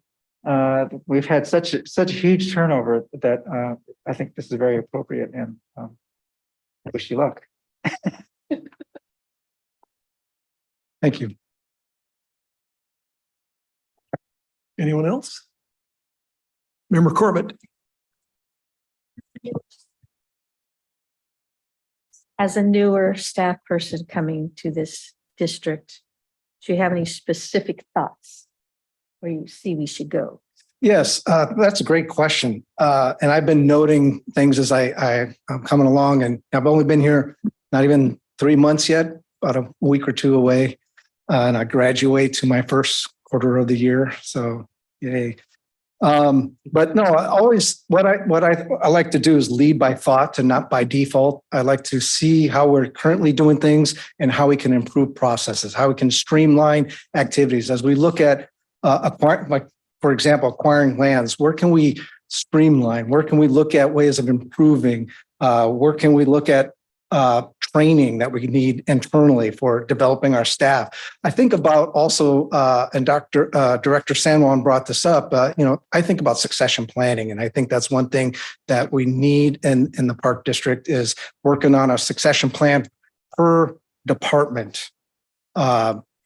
Because for planned and unplanned succession, if somebody leaves the Park District, retires, something unfortunate happens, who's going to carry that forward and continue that process unless it's well documented and handed down through, and of course, revisiting it every year. Is this the right process? Are we doing things? Has anything changed? Do we have documented our relationships? Who are the key players at other agencies? And where is this captured so that somebody coming in can continue that process forward. So yeah, I have seen quite a few things. I have some things in mind, but I'm going to be working with the department and on this journey of strategic plan. That's what the whole thing about strategic plan is: discovery. What is it? You know, what's working well? What can we do better? Thanks. Anyone else? Anyone from the public? Hearing none, thank you very much. Thank you. And now, I'm not sure the order. Do you, let me go out of order for a second. Are there any board member comments on our day today? D. I think this is a very good workshop. I think it really what our assistant general manager, Marsaki, said about succession, and it's great that we're actually putting things on paper so that future generations will be able to follow our lead, or at least the suggestions, and it really does go to succession. So I'm really happy to see that we're going in this direction. So thank you. All right, anyone else? I feel the same way Dee does. I think it was a great job by everyone. Thank you very much. We got to keep moving in new directions, and we will, and we'll be successful. Member Landreth, do you have any concluding comments? No, I think Ken wrapped it up really well for us, and just thank you to all the staff. This is a lot of work to put this together. So, you know, both on the content to finance and to land on that, now all the staff behind them, and certainly with all of the logistics. So just really appreciate it. And thank you to the board for really kind of having a little higher level policy conversation here. And there'll be lots of opportunities, just like with the capital projects, to dive into the projects. I know that's the fun stuff. But this is very helpful for us. You know, you guys ask me all the time, you know, what would be helpful for us to advance the work? And it's this kind of discussion just to reaffirm that we're moving in the right direction, that you all are aligned and we're aligned with what you want us to do. So just thanks for all of your active participation. All right. Anything for the good of the order from any in the public? Hearing none, before I adjourn, I want to thank everybody for their great work, all staff. It's amazing the work you guys do. I'll go a little out of the order because this is interesting information. Please, board members, check your email. I don't know how I'll say this.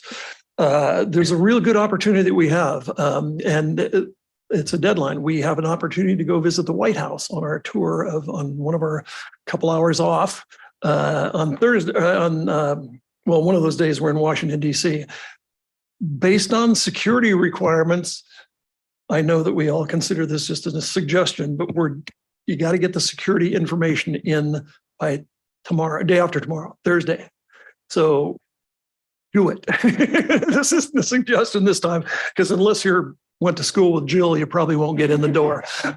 So just a heads up, this government affairs worked really hard on getting this opportunity. So look forward to that. Thank you all for being here.